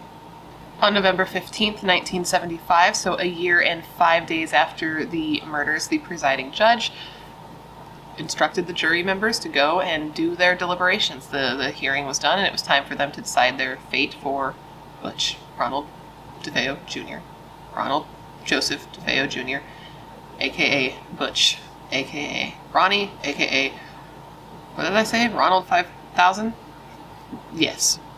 That following Friday, November 21st, 1975, Ronald DeFeo Jr. was found guilty on 6 counts of second-degree murder. The jury's first vote had come back 10-2, with 2 people holding out, not really sure about how they felt Butch's actual mental state was at the time of the murders, but they ended up re-reviewing the transcripts of Butch's testimony and finally came to a unanimous decision. The vote came back 12-0, and 2 weeks after he was found guilty, he was sentenced to concurrent sentences of 25 years to life in prison for all 6 murders. The judge at Ronnie DeFeo Jr.'s trial said of the Amityville murders, he said that they were the most heinous murders that had ever been committed in Suffolk County since its founding. Years later, in 1992, Ronald DeFeo Jr. actually did try to get a new trial and get his conviction overturned because he said that he had ineffective counsel. He says that he never wanted to use the insanity defense at his trial, that was all up on the pushing and insistence of his attorneys, that his attorneys told him that this would be the best move, that if he did this there'd be tons of movies and book deals, and that he would just serve a little bit of time, and once he got out he'd be a very rich man, so that they should go ahead and do that. He said that if it was up to him, he would have pled not guilty because he wasn't the one who shot and killed his family members. And the judge said of this motion for a new trial and to overturn his conviction, and I quote, "Defendant's testimony that he did not shoot and kill the members of his family is incredible and not worthy of belief." His original attorney, who he was now saying wasn't an effective attorney, obviously disagreed. He said that he did the best he could. He could assume... He said he did the best he could, considering the client he was dealt. He's like, this man was clearly guilty, a liar, a drug addict, a thief, somebody whose story changed constantly, and this seemed the best route we could go to defend somebody like DeFeo. But it is worth noting that I did read that this particular attorney did make some money off the Amityville horror haunting story. I guess he consulted a bit on the book and movie, did something with that, and did receive some money from that, so I don't know. I don't really think that... I think Butch was down with the sickness of claiming insanity, and I think the attorney was just kind of the kind of guy that's like, well, I'm going to capitalize on this and make money after the fact. That's kind of where I lean, but let me know how you feel. Now, theories. There are several theories as to what happened in this case. As you know, the big one is that he was possessed when he did it and the house was haunted and blah, blah, blah, blah. But we're not going to get into all that because we've all heard that. Another theory, the biggest one, is that Ronald DeFeo Jr. did not act alone when he killed the whole family. He was involved, but he wasn't acting alone. And Ronald DeFeo Jr. changed several times who was also involved. He couldn't keep his story straight, probably because it's bullshit. But the most commonly used, the thing he seemed to adopt and use most often and say the most, was that his sister Dawn, one of the 6 that were murdered, was also involved in killing the rest of the family before she herself was also killed. Essentially, what Ronnie says happened here is that when he was 23 years old, he murdered his father, who was abusive. He murdered his mother, who lay in bed next to his father, and he murdered his sister Dawn. But the kids, Allison, Marc, John, they were murdered by Dawn. And once Ronald DeFeo Jr. saw what Dawn had done, because it wasn't part of their initial plan, he killed her in response, because he never wanted the kids killed. He just wanted his parents killed. People believe this, I think part of the reason people believe this is because a lot of people don't believe that it's possible that one person committed these murders, because somebody in the house would have heard the shots and woke up and tried to run, so there had to be 2 shooters. The reason people think it's Dawn is because Ronald has said that it's Dawn, and that there's some of the evidence that they say doesn't quite match up with Dawn just being killed in her bed, like the blood spattered doesn't quite match, and that there was unburned gunpowder on Dawn's body, which could prove that she had shot a gun prior to being shot herself. And last, that Dawn had a motive, whereas Ronnie did not, which he definitely did. And that Dawn's motive was that she wanted to move out of the house, that she wanted to leave, she wanted to move in with her boyfriend, and her family wouldn't allow it. But she was also 18 years old, so she could just go if she wanted to, but this is what people think. And when Butch would talk about it, when Butch would talk about the murders, he showed like no emotion for his father and his mother. He didn't seem to care at all. But when he did talk about his brothers and his sisters being murdered, he did seem to show some emotion. So people think that's why too, that he's showing emotion, because he didn't actually kill them. Dawn did. But I don't know, man. This theory, I find it rude and I find it disrespectful, probably just because like Dawn's not here to defend herself.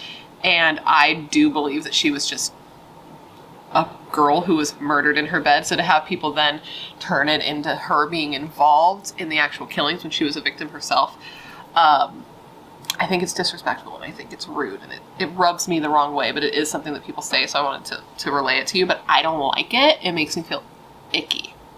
Ronnie first mentioned this theory, I think he first mentioned it in an interview, and the interviewer who had interviewed DeFeo during this, it was like a 4.5-hour interview, and he said, after talking to Ronnie, he said of the Dawn theory, and I quote, "I didn't find anything credible about the Dawn story. In fact, I think the most credible part of the interview was, it was clear to me as a psychiatrist that he was disturbed about the murder of his brothers and his young sister.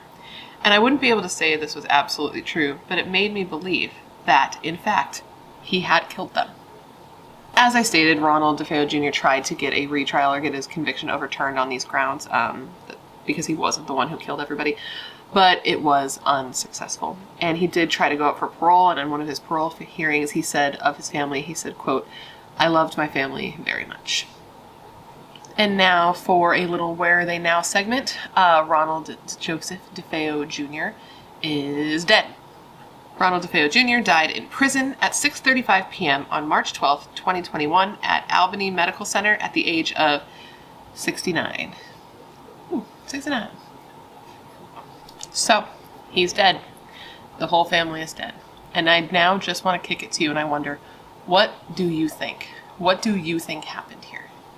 To me, it seems like this was a guy who just had a anger problem and a bad drug problem, and that this was either a drug-filled, rage-filled, or money-driven murder spree.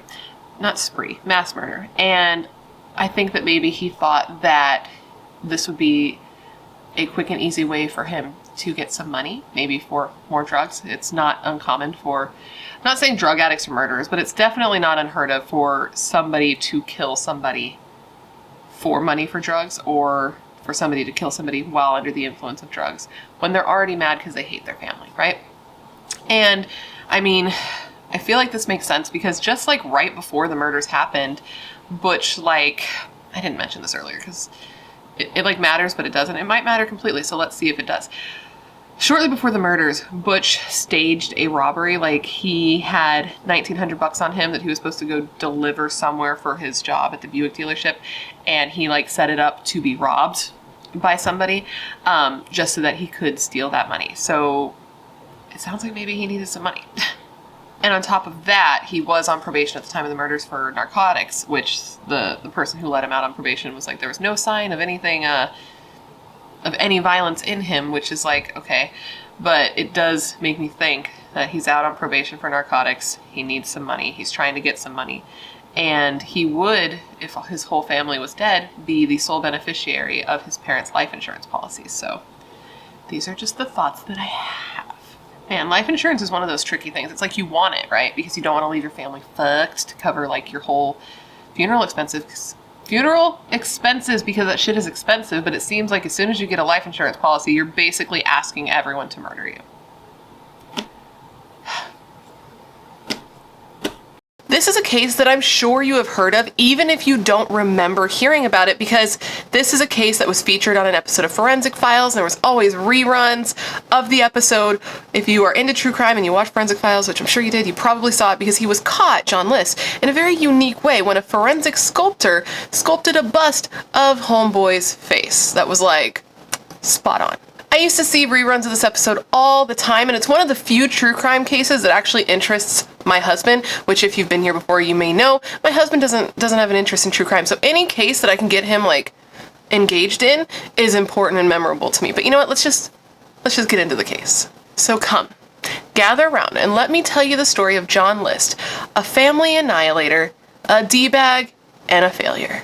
John Emil List was born September 17th, 1925, making him a Virgo. He was born in Bay City, Michigan, and he was the only child to parents John, also named John. Daddy was named John as well, and he was a Sunday school teacher, and mother, Alma, who was a bit of an overbearing, overprotective, and controlling mother of young John Emil List.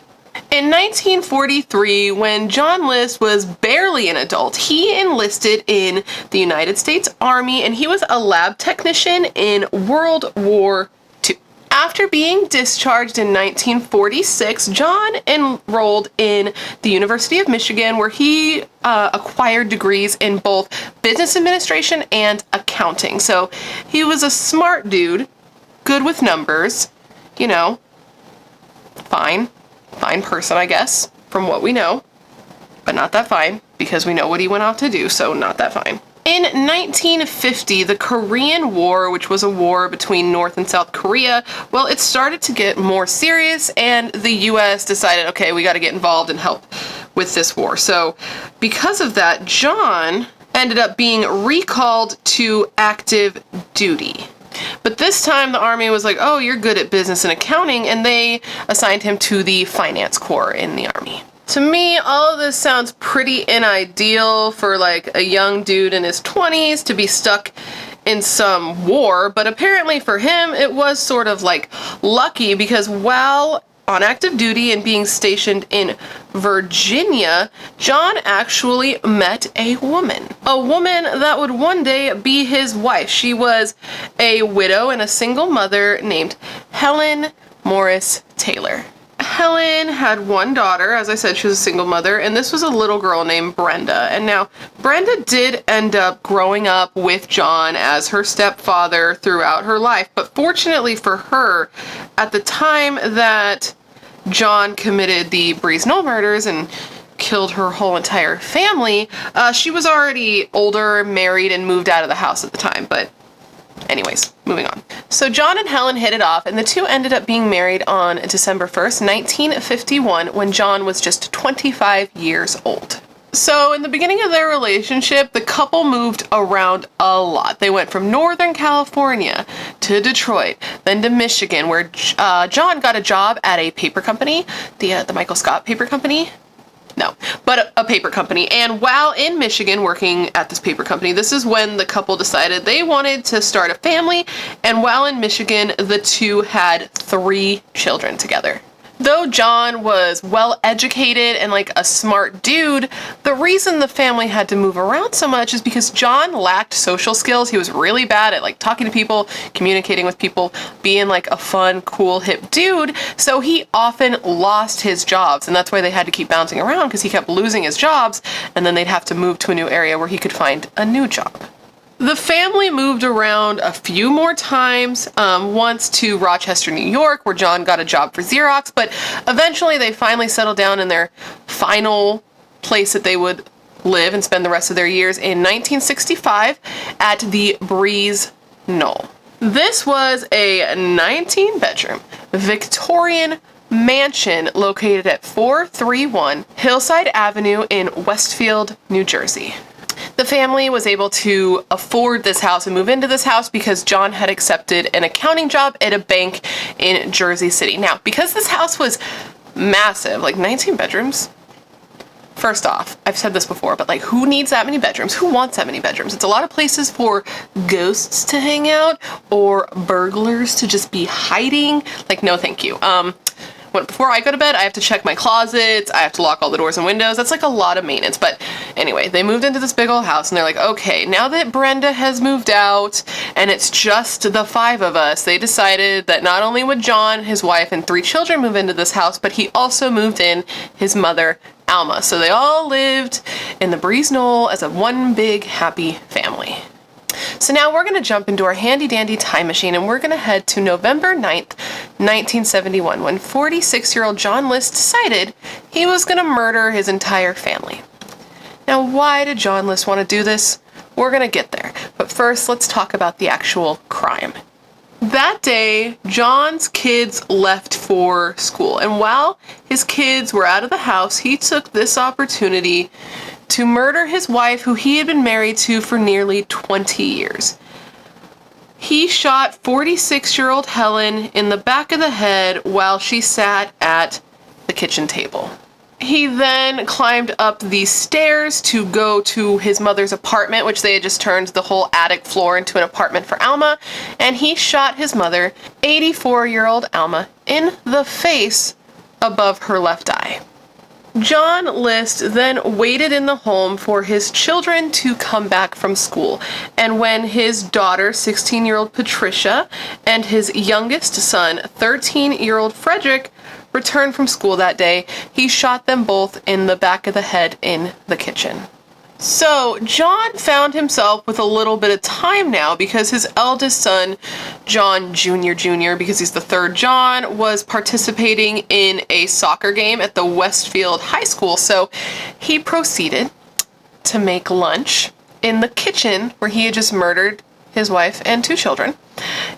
Once he finished his lunch, he's like, Mama, he finished his lunch. He then got in his car, he drove over to the bank, and he closed out both his and his mother's bank accounts, withdrawing all the money, before then heading to his son's high school to pick him up.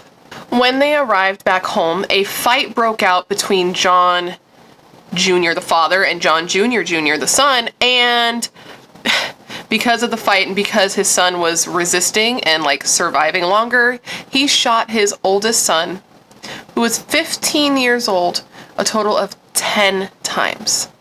John then moved the bodies of his wife and his 3 children to the mansion's ballroom. What kind of life is that? Anyway, and when they were in there, he placed their bodies on top of sleeping bags. And some reports said they were in the sleeping bags, some said on top. I looked at the crime scene photos and it looks like they were kind of like on top, but some of them were wrapped in. And I imagine he put them on the sleeping bags to stop the blood from getting everywhere. John left the body of his mother in her attic apartment because she was, and I quote, too heavy to move. John then proceeded to say a prayer over the bodies of his dead family and then sat down to write a 5-page letter. It was more a confession to his pastor because he was a deeply religious man. And he said in this letter that the reason he killed his family is because he He wanted to save their souls. He thought that they were moving away from God and that if he didn't kill them now at their current place, then they might never be granted access to heaven because of their evil ways. John said that the world was getting more and more evil, and this was due to a lack of God, and that the whole world was going to Satan. And he thought that eventually his family would stop going to church, and this absolutely could not happen in his eyes. And he also was incredibly disapproving of his daughter's growing interest in becoming an actress, because he saw this profession as an immoral profession. John then proceeded to clean up his crime scenes, all the different places where he killed his family, and then went to sleep, chilling after killing. And the next morning he woke up and decided, okay, I need to hide my identity. So he goes to every family photo in the house and he cuts his face out of the photo. So it's just like a photo of the family with a missing hole where his face had once been, because he knew that they'd want to release his photo to the media and get it out there, and he wanted to stop them from identifying him. John then turned on all the lights in the house. He dropped the thermostat down as low as it could go, made the house incredibly cold. He turned on the radio to a religious station and made it so they had an intercom system because they lived in a freaking mansion, and made it so that the music broadcast over the intercom, and then he left. John's family went undiscovered for a month, and John was not seen again for 17 years. So apparently the reason that John was able to get this month head start and no one was like, where's his family, is because, so even though John's kids were relatively popular, well-liked kids, as kids are, John himself and his wife and his mother were more homebodies, more reclusive, and John himself was hella antisocial, so it wasn't unusual for neighbors not to really see them around. And in addition to that, John had taken steps to ensure people wouldn't come looking for him and his family. He had contacted his kids' schools and he had informed them that his whole family was going to be going away for a little while because his wife, Helen's mother, was sick and they were going to go be with her during her illness. Now, this was a lie, but it wasn't totally a lie, because apparently Helen's mother was sick at this time, and Helen's mother there's hair, always. Helen's mother had planned to come to the mansion and to see her family, but she got sick, so she canceled her trip. And apparently this was a good thing, because later John said that if she had been there, she would have been his 6th victim.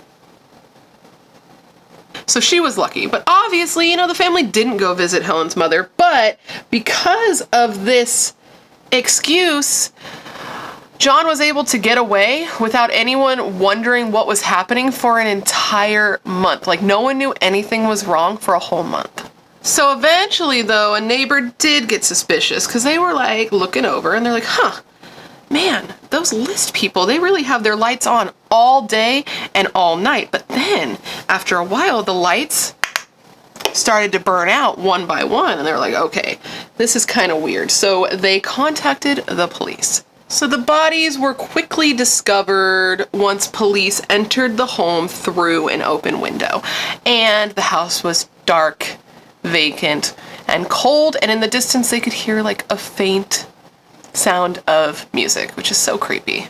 When police looked further, they found the bodies of Helen and her 3 children laying on top of the blood-soaked sleeping bags. They also found that there were drag marks from the ballroom to the kitchen where the murders took place, and in the kitchen they found paper bags filled with bloody paper towels and a bloody mop. And in further searching the house, they found Alma's body in her apartment. 2 days later, John List's car was discovered at the John F. Kennedy Airport in New York City, and they were able to determine what date it had been left there because of the parking voucher in the car. But when they looked into it, they didn't find any evidence that he had actually taken a flight. So John List was just gone, vanished without a trace, and with a 1-month head start. Police did all they could to try to find John List. They even enlisted help from the FBI, but eventually, as sometimes these cases do, the case went cold, and it stayed cold for 17 years. But then, a break in the case. In May of 1989, America's Most Wanted decided that they were gonna do an episode on the John List case. This is one of those ones that, like, this is one of the oldest, like the longest cold cases that at the time had ever been on America's Most Wanted, but they were like, I really want to see this guy get caught. So they did an episode, and in this episode, they included an age-progressed bust of what John List would look like now after all these years. And this was created by a forensic sculptor named Frank Bender.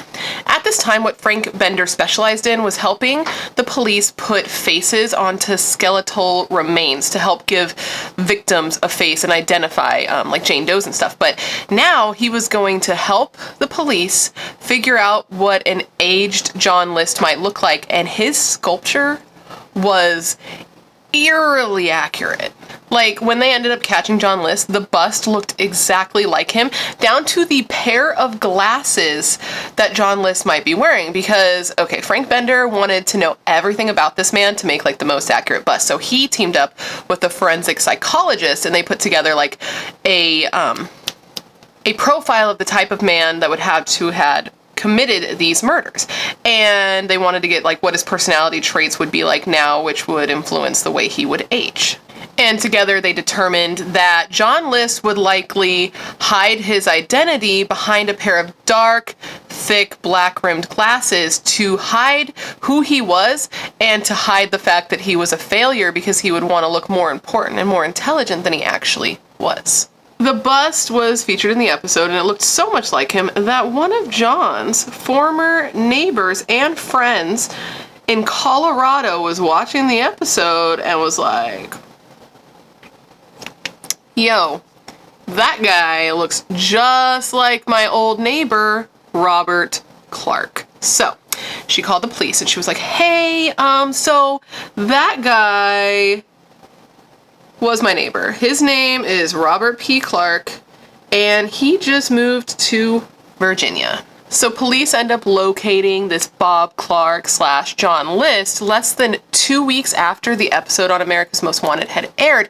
And at the time that they found him and arrested him, he was wearing the exact same pair of glasses that they had put on the bust on the episode. Like, it was like when he was creating the bust, he was actually looking at John List at the time. It's crazy. Like, the exact same, not like close, the exact same style of glasses. What?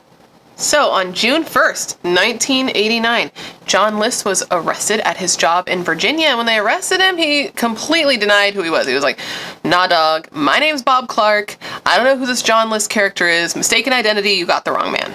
But, you know, after some time in February of 1990, Bob Clark / John List did confess to who he was after being confronted with the evidence that police had. Because even though John had done everything in his power to get rid of all photos of him, there was at least one family photo that police did have, and they had his fingerprints. So, sorry, John. Apparently, John List had lived a regular and unassuming life during his 17 years as a free man. After committing the murders, and John left his car at the airport, and then he caught a train where he traveled to Michigan, and then to Colorado where he settled down. A year after the murders, John had settled down. He had made a life for himself in Denver, Colorado. He had taken the name of Bob Clark and gotten himself a job at a box making company. He also, in suit, because he loved Jesus, he enrolled? He joined a church, and at this church he met himself a woman. The woman's name was Dolores, and the two married in 1985. 3 years later, they decided they wanted to move, so they moved from their home in Denver, Colorado to Virginia, where John took a job as an accountant, just like his life before, and his new wife had no idea who he was and what he had done. He told her that his first wife had died of cancer and that he had no children. At his trial, John List said that during the time that he committed the murders, the financial difficulties he was facing had led him to be ashamed of himself, and he didn't want his family to know what a failure he was. He also said that his wife Helen was a raging alcoholic and that she had syphilis that she had gotten from her first husband that she refused to treat. And he just made her sound terrible, dude, saying that she was overbearing and critical and would verbally abuse him and that his mother did the same. But along with his excuses, he did also shed some light on what happened in his life that led to him committing the murders that he did at Brasenose. Apparently what had happened back in 1971 is John List, who had been an accountant and the family's breadwinner and had moved them into this nice mansion because he had this great job, well, he had lost his job again. Instead of telling his family about this, John hid the fact that he had lost his job, okay? Each morning, he would get up, he'd get ready, and he'd leave the house pretending to go to work, okay? After John left the house each day, he would go to the train station and he would stay there all day. He would hang out, he would read newspapers, he would take a nap, and then at the end of the day, he would just walk in and, you know, act like he had been at work all day. Easy peasy, lemon squeezy, which is just like a lot, right? Like, that's a lot. It also sounds incredibly boring. So when this is going on, does John try to find a new job? No. He doesn't. He instead starts stealing money from his mother's bank account to sustain the life that him and his family were living. And he was getting into money troubles. He was, I believe, about $11,000 behind on his mortgage for his home. And he was in danger of being foreclosed on because he lived in a freaking giant Victorian mansion in New Jersey. But no one cared about John's little sob story, and in October of 1990, he was found guilty of all 5 murders and sentenced to 5 consecutive life sentences. During John's sentencing, he still refused to take responsibility for what he did, and instead said, and I quote, "I feel that because of my mental state at the time, I was unaccountable for what happened. I ask all affected by this for their forgiveness, understanding, and prayer." The judge was unaffected by this declaration from John List, and at trial he said, and I quote again, "John Miles List will be eternally synonymous with concepts of selfishness, horror, and evil. He is a man that could coldly, calculatingly, and cunningly conceive and carry out a cowardly plan to assassinate each of his 3 children." He also said, "John Miles List is without remorse and without honor. After 18 years, 5 months, and 22 days, it is now time for the voices of Helen, Alma, Patricia, Frederick, and John F. List to rise from the grave." Mic drop. John List did spend the rest of his natural life in prison, and on March 21st, 2008, John List died in prison due to complications with pneumonia at the age of 82. And that, my friends, is the story of John List, the family annihilator who murdered his wife, his 3 children, and his mother because he was a loser and a coward. What do you think? I think John was just really tired of getting jobs and losing jobs and moving around and having to constantly tell the people in his life how he just like sucked at existing, and he just wanted to start over with a clean slate and no baggage. And John thought that the only way he could do this was by murdering his family under the guise of religious sanctuary, and that's just so sad. Like, the story is cool, you know, it's cool to see the way he was caught and the science behind it and the forensic and just how spot on the forensic sculptor was and how him and the forensic psychologist worked together in such a cool way. Like, that's fun and cool to talk about and discuss here. But the facts remain that this man murdered his entire family.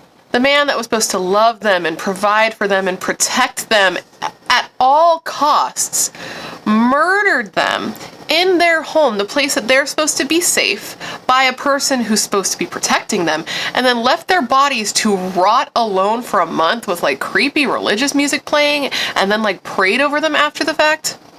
It's so gross. All because he didn't want his family to have to live with the shame of losing their house and having to go on public assistance. And why didn't John List kill himself too, you may ask? Well, because he believed if he killed himself too, then he couldn't go to heaven and be reunited with his family. But apparently you can just like murder your family and then repent for your sins and it's like all cool in God's eyes. That's bull. Okay, this man was a coward. This man just wanted a new life and a new existence without the baggage of a family, and he didn't want his reputation to be sullied, just like Chris Watts. These guys just make me sick. Like, just get a divorce. Get a divorce, start over, let the other people start over, let everyone try to have a fresh start. But no, that's too much for you, so you have to kill them. Like, whatever. Just give everyone a chance, not just you, but you know, that wouldn't do. But anyways, guys, that completes this video. I hope that it was interesting and informative and it gave you all the information that you would want on this case when looking into this case. And of course, I hope you enjoyed it because that's very important to me that you enjoy the videos that I'm putting out for you. Please let me know of any cases you would like to see me cover in the future. I have a long ongoing list of cases to cover, but every time you leave a suggestion, I add it to my list because I know you're filled with good ideas and good suggestions and good taste. Otherwise, you would not be here. And of course, if you haven't already, please make sure to join the Brat Pack by subscribing and ringing the bell because I put out a new morbid makeup video every week and I wouldn't want you to miss it. And if you want to stay up to date with me more consistently, you can follow me on Instagram and Twitter. They are both BRATTERSTEIN, like my namesake here, and I'm on there quite a bit. And now before I leave, I just want to hop on here one more time and thank Anna Louisa Jewelry for partnering with me on today's video and remind you to take advantage of their holiday sale. It's sponsors like Anna Louisa Jewelry that make it possible for me to put out videos as consistently as I do. And of course, I want to say a big thank you to you guys for always being so supportive of all of my sponsors. You rock, don't ever change. And with all of that said, thank you for being here when you could literally be anywhere else on the internet. That's tight, this is tight, you're tight, and I hope to see you in my next video. Bye.